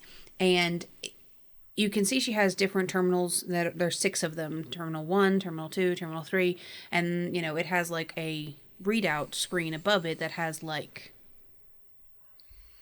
biometrics almost. And, she's like, and it's ridiculous. Like, I'm expected to input all of this stuff through, and I can't have the proper safety materials. Like, I just don't understand. And then you got these 2 wackadoos working with me, and I just, like, how can I work in these conditions? You can't, Bethany, and I'm making a note right now. We're going to make sure that you get the right equipment. 1 second, and I'll leave that out. Mr. Smith, I'm going to need your assistance in here. Okay. So, Bethany, is there like a couple chairs in here? Yeah, there's at least 2. All right. Bethany, come sit down with me right here. Would you just make a quick scan of the biometrics on the... Yeah, and while you're over there, will you look at the 2 cracked screens? Because, like, it's really hard to read out the readouts if I can't see them. That's what we're going to do right now. Sit down here with me. We're going to make an itemized list of everything. Thank you. So. That's all I ask. See, this is the kind of like help that the company needs to be giving. So probably way outside of his field, but it's like biometrics and data. And I'm thinking maybe Bernard can look at this and tell if one of these things is human or not. And I'm just going to be distracting her with an itemized list of everything she wants to bitch about. And she starts complaining about the one tile on the floor that's kind of creaky, and the mat that won't ever lay flat, and the cracked screen, and the gloves that need replacing. And they only have one size goggles, and it's really meant for men's sizes, and that's a little sexist. And she starts going on and on. And I'm going to take note of everything and be absolutely sympathetic to every one of her concerns. Yeah, and she's eating it up. All right, so Bernard, you're standing at these 6 small terminal screens, and they have like a screen with biometric readouts and you know, like heart rate, pressure, a few stats about, you know, biomass, things like that. It's all, you know, kind of very technical. And then at the bottom of the terminal, there are some buttons and things that you can push, but there's also like 3 large input canister holes that would hold these chemicals that you can see in these large cold cases. They are kind of custom fit. They look exactly like what you would need to kind of push in there into this terminal. And behind the terminals, you can see these large, like, insulated, steel-wrapped hoses, I guess, pipes, coming out the back of each terminal. Okay, what do I see on the biometric stuff? Yeah.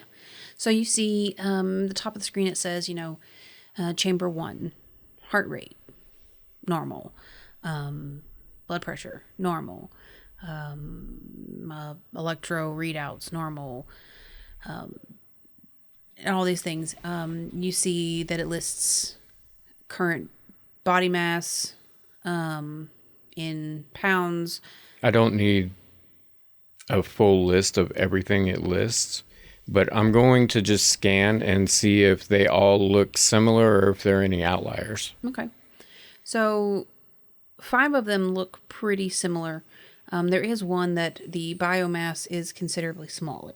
So the other ones are in the 600 to 900 pound range, and one of them is about 200, 240-ish, kind of, maybe 230.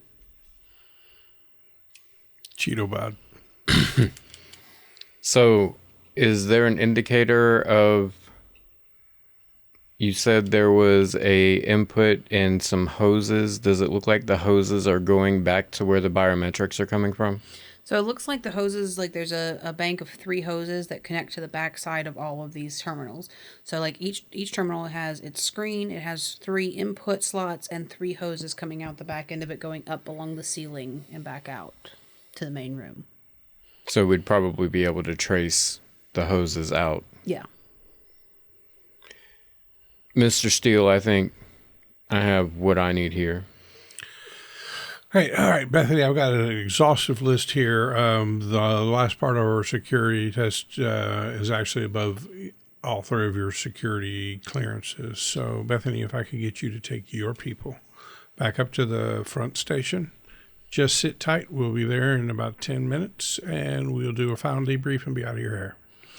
Okay. Yeah, I'll grab the other 2 and we'll go sit down. But don't touch my stuff. Like don't go through. I have it exactly how I like it, and I feel like you guys are gonna come in here and start moving. Bethany, things. I can tell from this list that we just went over that you are the type of attention to detail person that we need working for us. I can guarantee you we will not mess with any of your stuff. Most of what we're going to do is, again, it's above your security clearance, but I can tell you is sweeping for bugs, making sure that there's no corporate espionage holes in our perimeters. But since it's become apparent that our safety equipment is not that good, we would like to look at the specimens and see what else we can find in there to corroborate and put with what you've already showed us in here. Make an exhaustive list for when we go back to corporate. Yeah, make sure that everything's top of the line, ship shape for you. So when you come back here, you won't even notice that we had been at your station. I can guarantee we're not going to touch any more of your monitors, your terminals here. We always do that with you present. So if you go and, get your guys settled down. Again, we'll be there in 10 minutes. Final debrief. We'll be out of here. I can tell you, unless something crazy pops up, which it never does, we do these yearly, you guys pass flying colors. Okay. Yeah. We'll boys, come on. We're going out to go wait for them to do their final inspection. Just so you know, I did fantastic. And, Mike's like, of course you did, Bethany. Of course you're the best at everything. Of course you know everything. And they begin to banter back and forth. And Paul just kind of shuffles behind them. Probably looking a little sheepish. A little. And he keeps like kind of looking back at you guys. And he kind of looks back and he's like, did I do okay? Okay. Thank you. And like walks back out with them and the doors go whoosh, back shut. Then you are alone with 6 giant blue vats. What do you got, Bernard?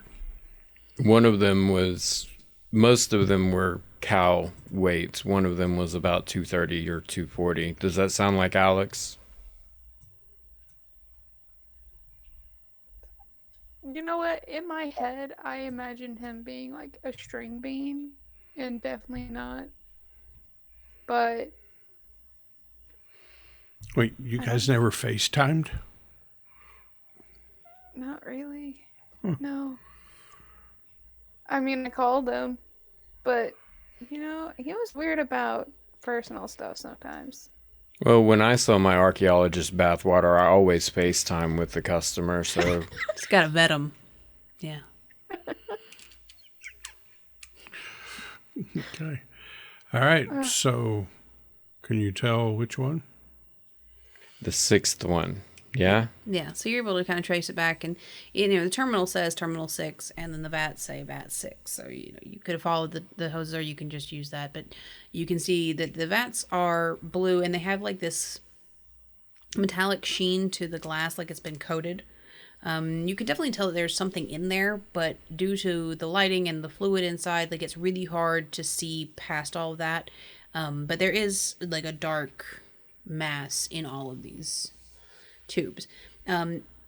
Directly next to this tube is a very large apparatus with like I don't want to say conveyor belt, but almost like a slot that something slides out and slides back in next to all of these. You can see some controls around it that's like,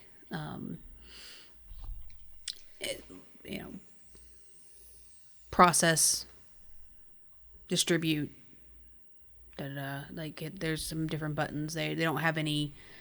You'd have to do some pretty high like machinery use to really understand what it's calling for. But there's some different buttons next to these large machines. So I'd like to take a good strong look at that. Maybe apply some mechanical repair and see if I can figure out that there's a push this to open button. Okay. So yeah, roll it. That is a success. 33 under 46. Okay. So you're not sure what a lot of these buttons do, but you can, for some degree, roll out. There is not specifically a open button. And by looking at these, you don't actually see an apparatus to open the tubes entirely. You can see that there seems to be, like above them, some similar diameter tubing going up and out of the building, and below them some going like down, like the floor is like a metal grate. You can see that down below there's more of that tubing going down and out. But this box obviously does something, but there doesn't seem to be a way for the vat to open frontward, just I guess due to the volume of fluids that it holds. And the sides of the vat are kind of translucent, I think you said? Yeah, so there is glass on the front, but it has this like metallic sheen to it. Yeah, they are translucent with like metal panels along the sides. And all we can see is dark shape. Dark shape in the blue fluid. Does it look roughly man-shaped? In this one, yes. The other ones are larger. Does the man shape appear to be standing or floating? Floating. Is there some way that looks like we maybe could get into the top of it? No, it seems to be sealed to the tubes that go in the top or the bottom. Like it's one large steel tube, almost like with a cutout that allows you to see the glass pass through of this portion of it.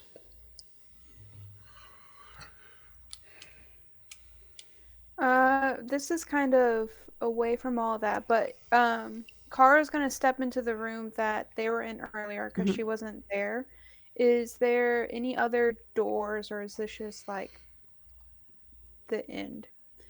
So there is a door off to one side that opens up into like a utility closet that Bethany had mentioned with, her supplies, Yep. Coats and glasses and gloves and emergency supplies, that kind of thing. Okay. Yeah, Kara will just head back out. Okay. So the only thing I can think of is lifting up one of these floor grates, getting down to the lower level and trying to yank the tube out and hopefully... Sounds better than pressing random buttons until something happens. Does the tube at the bottom look big enough that a person could come out of it? The tubes that come out of the top or bottom look big enough that something the size of a cow could pass through. Okay. So I'm imagining, big industrial areas that there's these huge 4-foot by 6-foot metal grates that are just laying on like metal L bars. Yeah. And so I'm gonna reach down and Bernard, maybe give me a hand with this, and gonna lift one up. Yeah, you're able to do that. There's about a 6-foot drop to the subfloor beneath, but it's easily dropped down too. But yeah, you guys are able to remove the grate. All right, let's drop down. Unless somebody's got a better idea. And he looks at Kara. Let's go. Make a luck roll. All of you. Okay. Got it. I'm glad one of us did. It's a failure. All right, so Nate, you're wanting to jump down? Okay, so you jump down. Kara, are you jumping down? Yep. Okay, you jump down. Bernard, just before you begin to jump down, you hear a beeping coming from Bethany's stations. A little chirping, like a choo-choo, choo-choo, choo-choo. Okay. You jump down? Yeah, I'm going to jump down, and the first thing I do will be to tell them, hey, something started beeping. Yeah, we better work fast. Okay. All right. I'd like to use mechanical repair and see if I can see the quickest, easiest way to detach this tube from the bottom, knowing that it's going to splash whatever liquid it is there on all of us. Okay. Go ahead and roll it. Success, 31 under 46. Okay. So you can see that at the wall, where this tube kind of comes and meets up to the wall, it is riveted in. And at the junction of the turn, it's also riveted. You would probably need some pretty heavy-duty material cutters to... It's not like a, rubber tubing. It's steel tubing. So. All right. Does the glass look bulletproof? The tube? No, it doesn't give you the impression of being like tempered glass of that sort, but it does seem to be a treated glass of some kind. Okay. I know you've been having some violence lately, but we don't want to shoot him Last yet. resort. Kill him. Yeah. All right. Big industrial complex. They got all this stuff. There are tools around for maintenance, and I'm thinking this level that we're on is a great place for it, given what we saw on the catwalk and the other level. So I'm just going to start running down the length of this thing, looking for a tool cart, maintenance closet, something. Okay.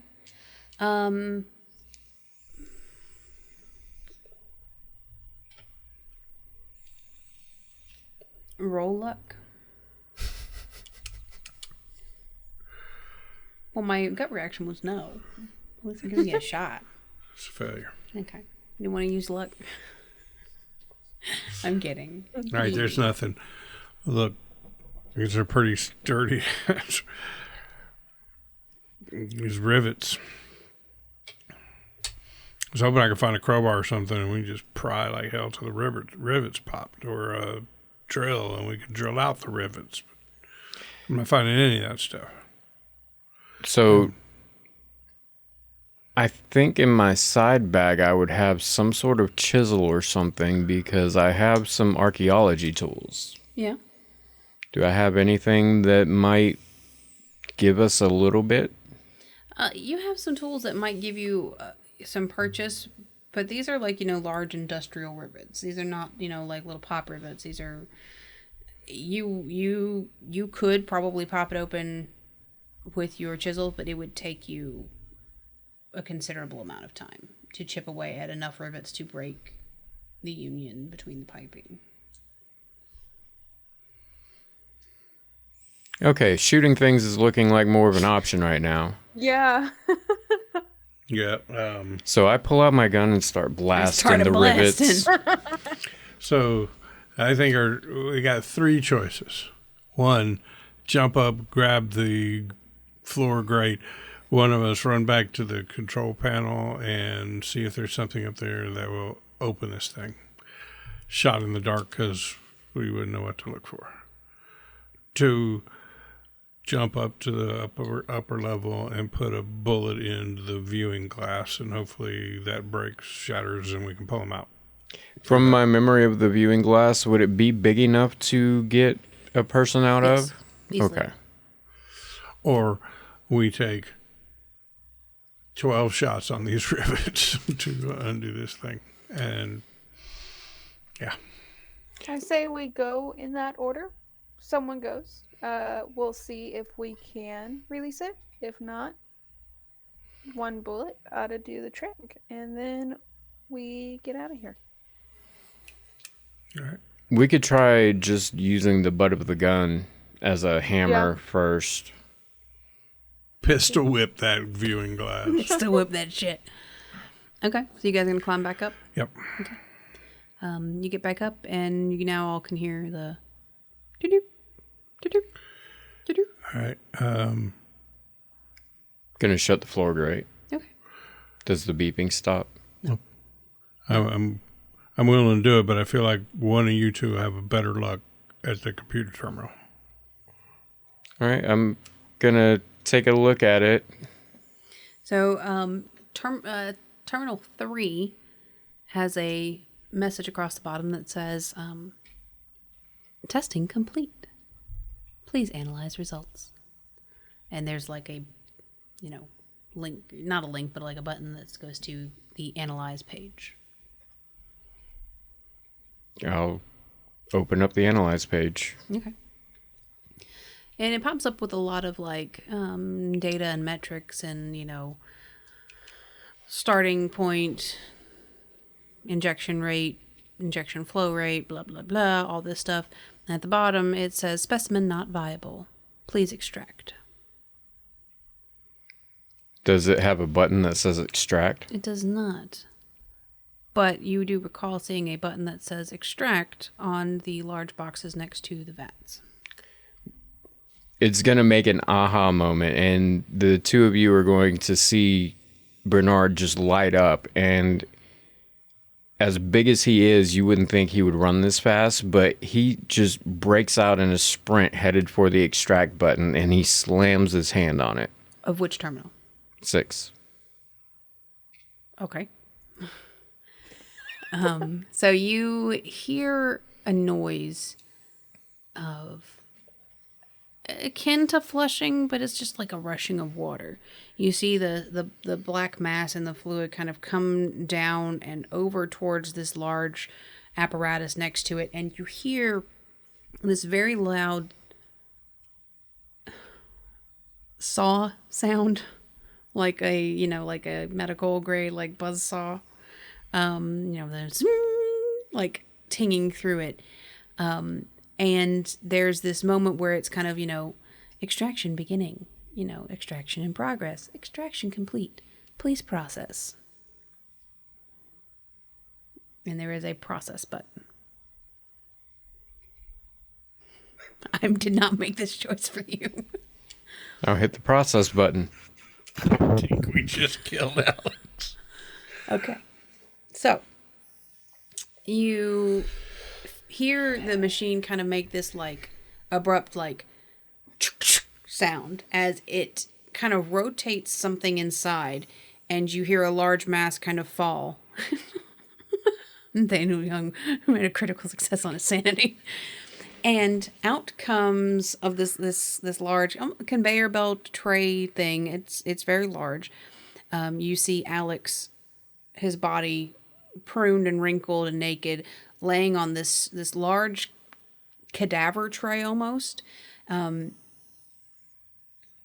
his back, there is this large open wound where there is this medical grade cut of something being cut from his back, but you can still see these inky black veins that are all over his back and his shoulders that were leading up to whatever was cut from his back, as you can just see the back muscles twitching and sinew as he lay there beginning to bleed out. And you're gonna all need to make sanity rolls, and that one that you made on your own account doesn't count.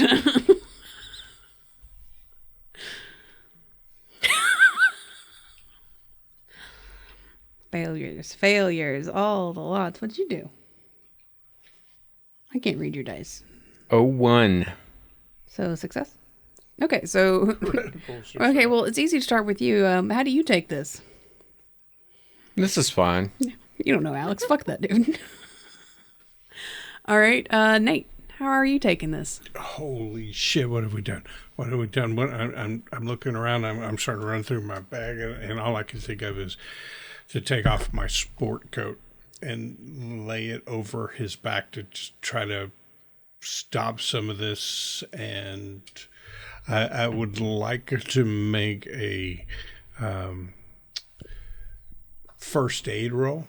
Okay. You're going to need to take a 1d4 of sanity loss. Okay. Can I assist his first aid roll? Yes, you can. Cara, I'll be with you in just a moment. 1 point of sanity loss. Okay. Do I have reason to believe you would be better than me at administering first aid? On a scale of 1 to 100, how good are you at first aid? I don't care if you ask him. 46. So you should assist me. Okay. Yeah. So roll it with bonus die.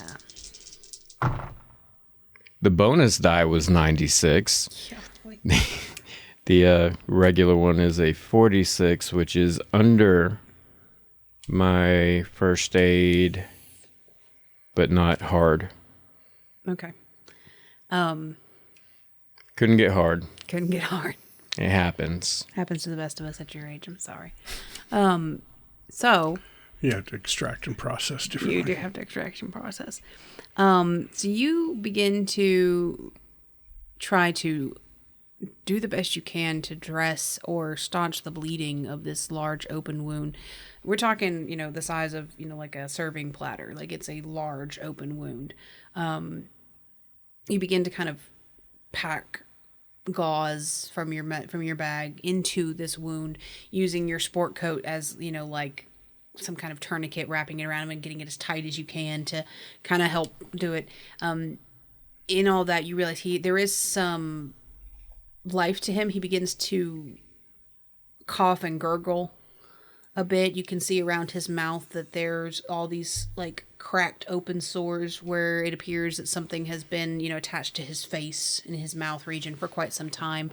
And he's just curled up in this fetal position and beginning to try to cough up this blue viscous fluid. Cara, how are you doing over there with this?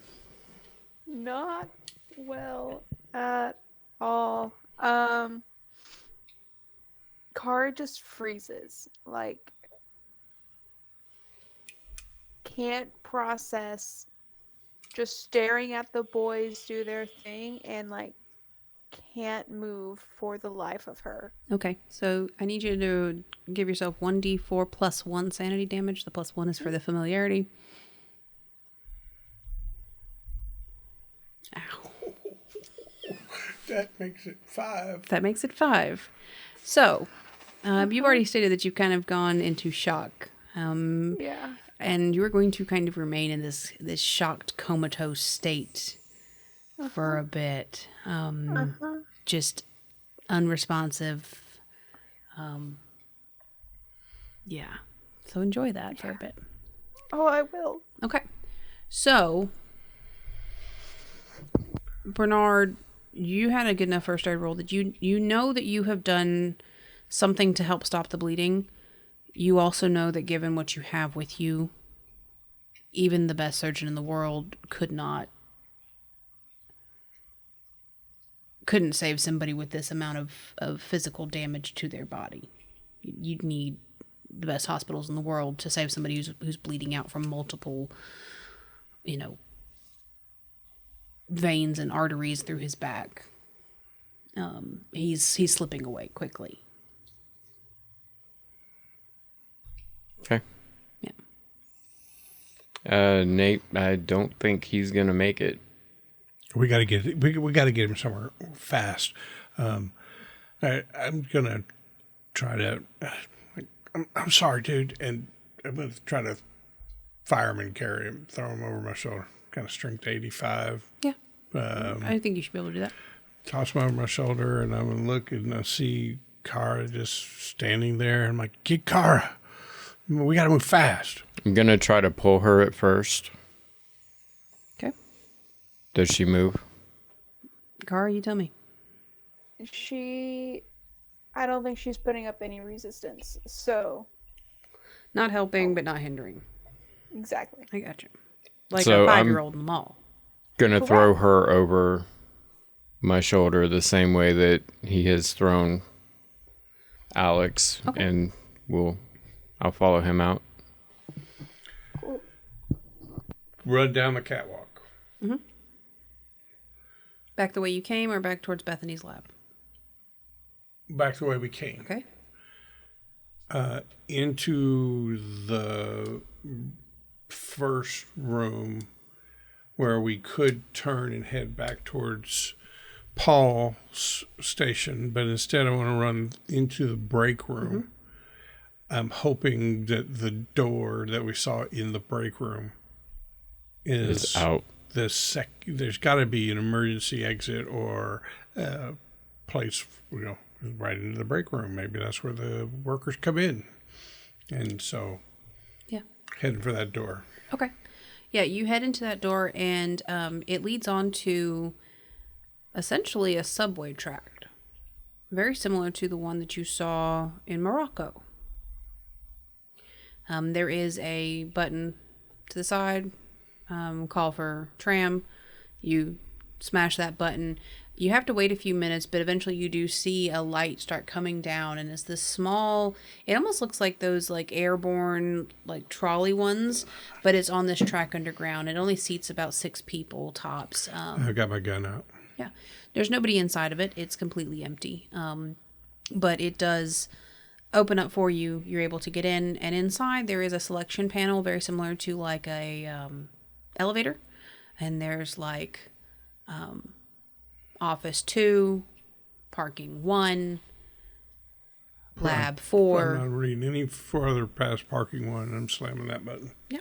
All right. So you slam that button, the tram door closes, and it takes off back the way it came. This is a several-minute tram ride. Anything you guys are doing while you're riding on this tram? Help to apply pressure. Tell them, hang in there, buddy. Hang in there, buddy.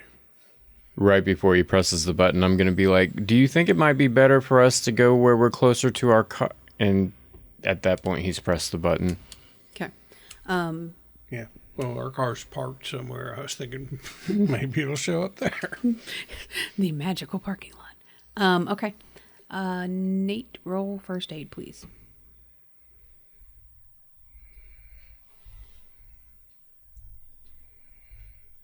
Why is alphabetical so hard to remember? Success, 34 under 46. Yeah. You start feeling his breathing get more and more shallow, more and more wispy. He's beginning to really downturn. And there's blood soaking your shirt as it's pouring through this patch job you guys have tried your best to do. Kara, how's it doing over there? I'll give you the option whether you think you're past that. It's been several minutes at this point because you had to wait for the tram and now you're on the tram. So it's probably been about 10 minutes. I'll give you the option to have some semblance of Did you randomly pick 10 minutes or did you pick 10 minutes because of the rules? Randomly pick 10 minutes. Is that how long it is? Because it was 1d10 rounds if you're in combat, and out of combat is 1d10 minutes. Well, there you go. Out of temporary insanity. I'm just that brilliant. I pay attention to rules and things. That's the thing I do. I know how to play this game. No, she is definitely going to make her way out of his grasp and start staying on her own. You go, don't touch me, and is going to walk over to Alex. Okay. And what are you going to do when you get over to Alex? Try to administer first aid. Deep down, she knows that it's not going to help, but she has to do something, you know? Yeah. Can you roll a 1d8 for me? Oh, gosh. Oh, lordy. Yeah. 3. I'll look at my little chart. Yeah, thank you. Uh-huh. Uh-huh. Okay. So, first aid roll for you to try to administer? Oh, yeah.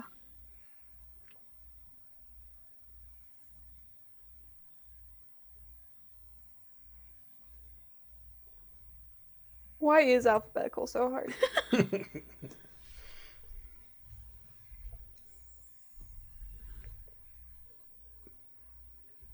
Success. Okay. Yep.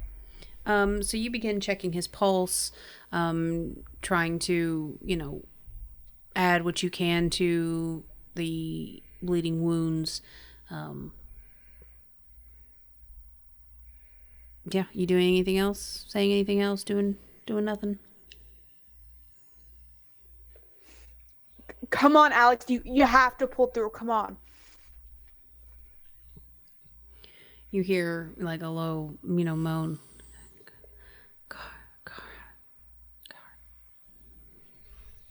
Alex, I'm right here. Just stay with me.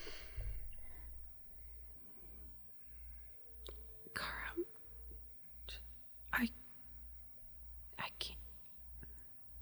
As he's beginning to sputter. About that time, you guys begin to see light ahead of you as the tram makes its way to a upward hill and kind of crests at the top of this parking garage.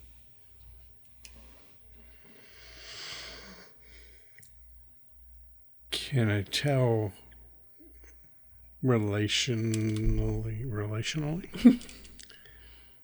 about where we are navigationally? In relation to where our vehicle is? Do you want to take a navigate roll or do you want to check your phone's GPS? I think I'll check the phone's GPS because it's got a better than 12% chance. But it can't check off anything. It's true. I failed the navigate roll, so I'm going to pull out my phone. Yeah, so you can see that you were at a parking garage maybe 2 miles away from where you were prior to that. All right. Doing a quick look around. Vehicles. Specifically, I'm looking for a golf cart because I could figure parking structure like this, given where it's security running around in little golf carts or whatever. Okay. And usually those don't have locks. People tend to just leave the keys stuck in them. And yeah, you can see off to one side there's a small security parking area where there's about 3 golf carts that are parked. That's I'm running for the golf cart. Okay. What's it say? Security. Okay. parking authority, something like that. Just jumping in the first one. And... Okay. I'll get into. Yeah. And we're at the top level of this thing? No, you're at the base level. Okay. You went from underground to kind of base level. All right. Then trying to get out of this parking structure out onto city streets. How I'm doing that, I'm dialing 911. Okay. Yeah. So you're able to kind of maneuver out. There is like a service exit where the golf carts can fit through, but a car couldn't fit through to get out. You're out onto main thoroughfares. There's cars honking at you as you're trying to navigate city roads in a golf cart. Dialing 911. You get a 911. What's your emergency? Yeah, and I'd like to use my background of police investigator or a law skill. I want to say the thing that is going to get the fastest response. So I'm probably going to say single, or who cares how, what is it? White male, approximately 30 years of age, gunshot wound, this location. Okay. And you get okay, sir, please stay at that location. We'll have EMS en route. Please, do they need, have you tried to do any medical attention? You start, getting the whole ride, and you're giving them, all the information that you can. And the lady tells you, okay, it's going to be about 5 minutes before they're out to you. He won't make it 5 minutes. Get air evac going. Okay, we'll see what we can do about that, sir. You just hold tight. Did you happen to see the Damn assailant? it, the senator can't die. I'll hang up. Make me persuade. Roll persuade. Again. Certainly that would have sounded intimidating to her. Oh, you can do intimidating. I'll take it. Success, 43 under 65. Okay. Within 3 minutes, you hear sirens. Full blast, firefighting truck coming blaring down the road. It screeches to a halt. Firefighters start jumping out with bags, coming to the golf cart. Is he still breathing right now? No. Okay. All right. They begin to, y'all need to move back and getting him on a stretcher. As a crowd gathered Yes. between the fact that we come screeching out in a... Mm-hmm. All right. So I'm going to grab both of them by the arm and kind of do the Homer Simpson into the bushes kind of thing. I'm just going to we need to fade into this crowd. We don't need to be answering questions. Yeah. You guys fade back into the crowd. You see them trying to get him onto the stretcher, and in trying to do that, they kind of turn him on his side, and they see this kind of patch job, and you hear one of them say, "What the fuck happened to this guy?" And that's where we're going to end it tonight. Womp womp. Yeah, and if they get really interested in, trying to talk to us,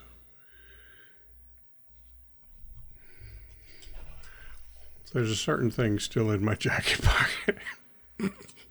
My little... Yeah. Oh, no. We'll see how good their police detectives are, see if they can track that back to me. I gotcha. All right, guys. Well, that has been our homebrew Call of Cthulhu campaign. Children of Cthulhu. A lot of things happened. Choices were made. People were injured. If we had done it with number 3 first, we would have seen just how brutal it was, I think. But I was with you. It's like, fuck 3, push 6. I did give him the opportunity to change his mind. Yeah, that's been us. I'm your keeper, Emily. I'm joined by Steve and John and Hannah, and we will see you guys next time here at Percentile Vice. Bye. Bye. Bye. Roll for sanity. Personally or character-wise? Yeah, both. On a scale of 1 to 100, what would you say my personal sanity is, just in general? I don't know. I'd like to believe it's above 47, so I'm good. Hey, Hannah, was Alex your significant person? No. Okay, good.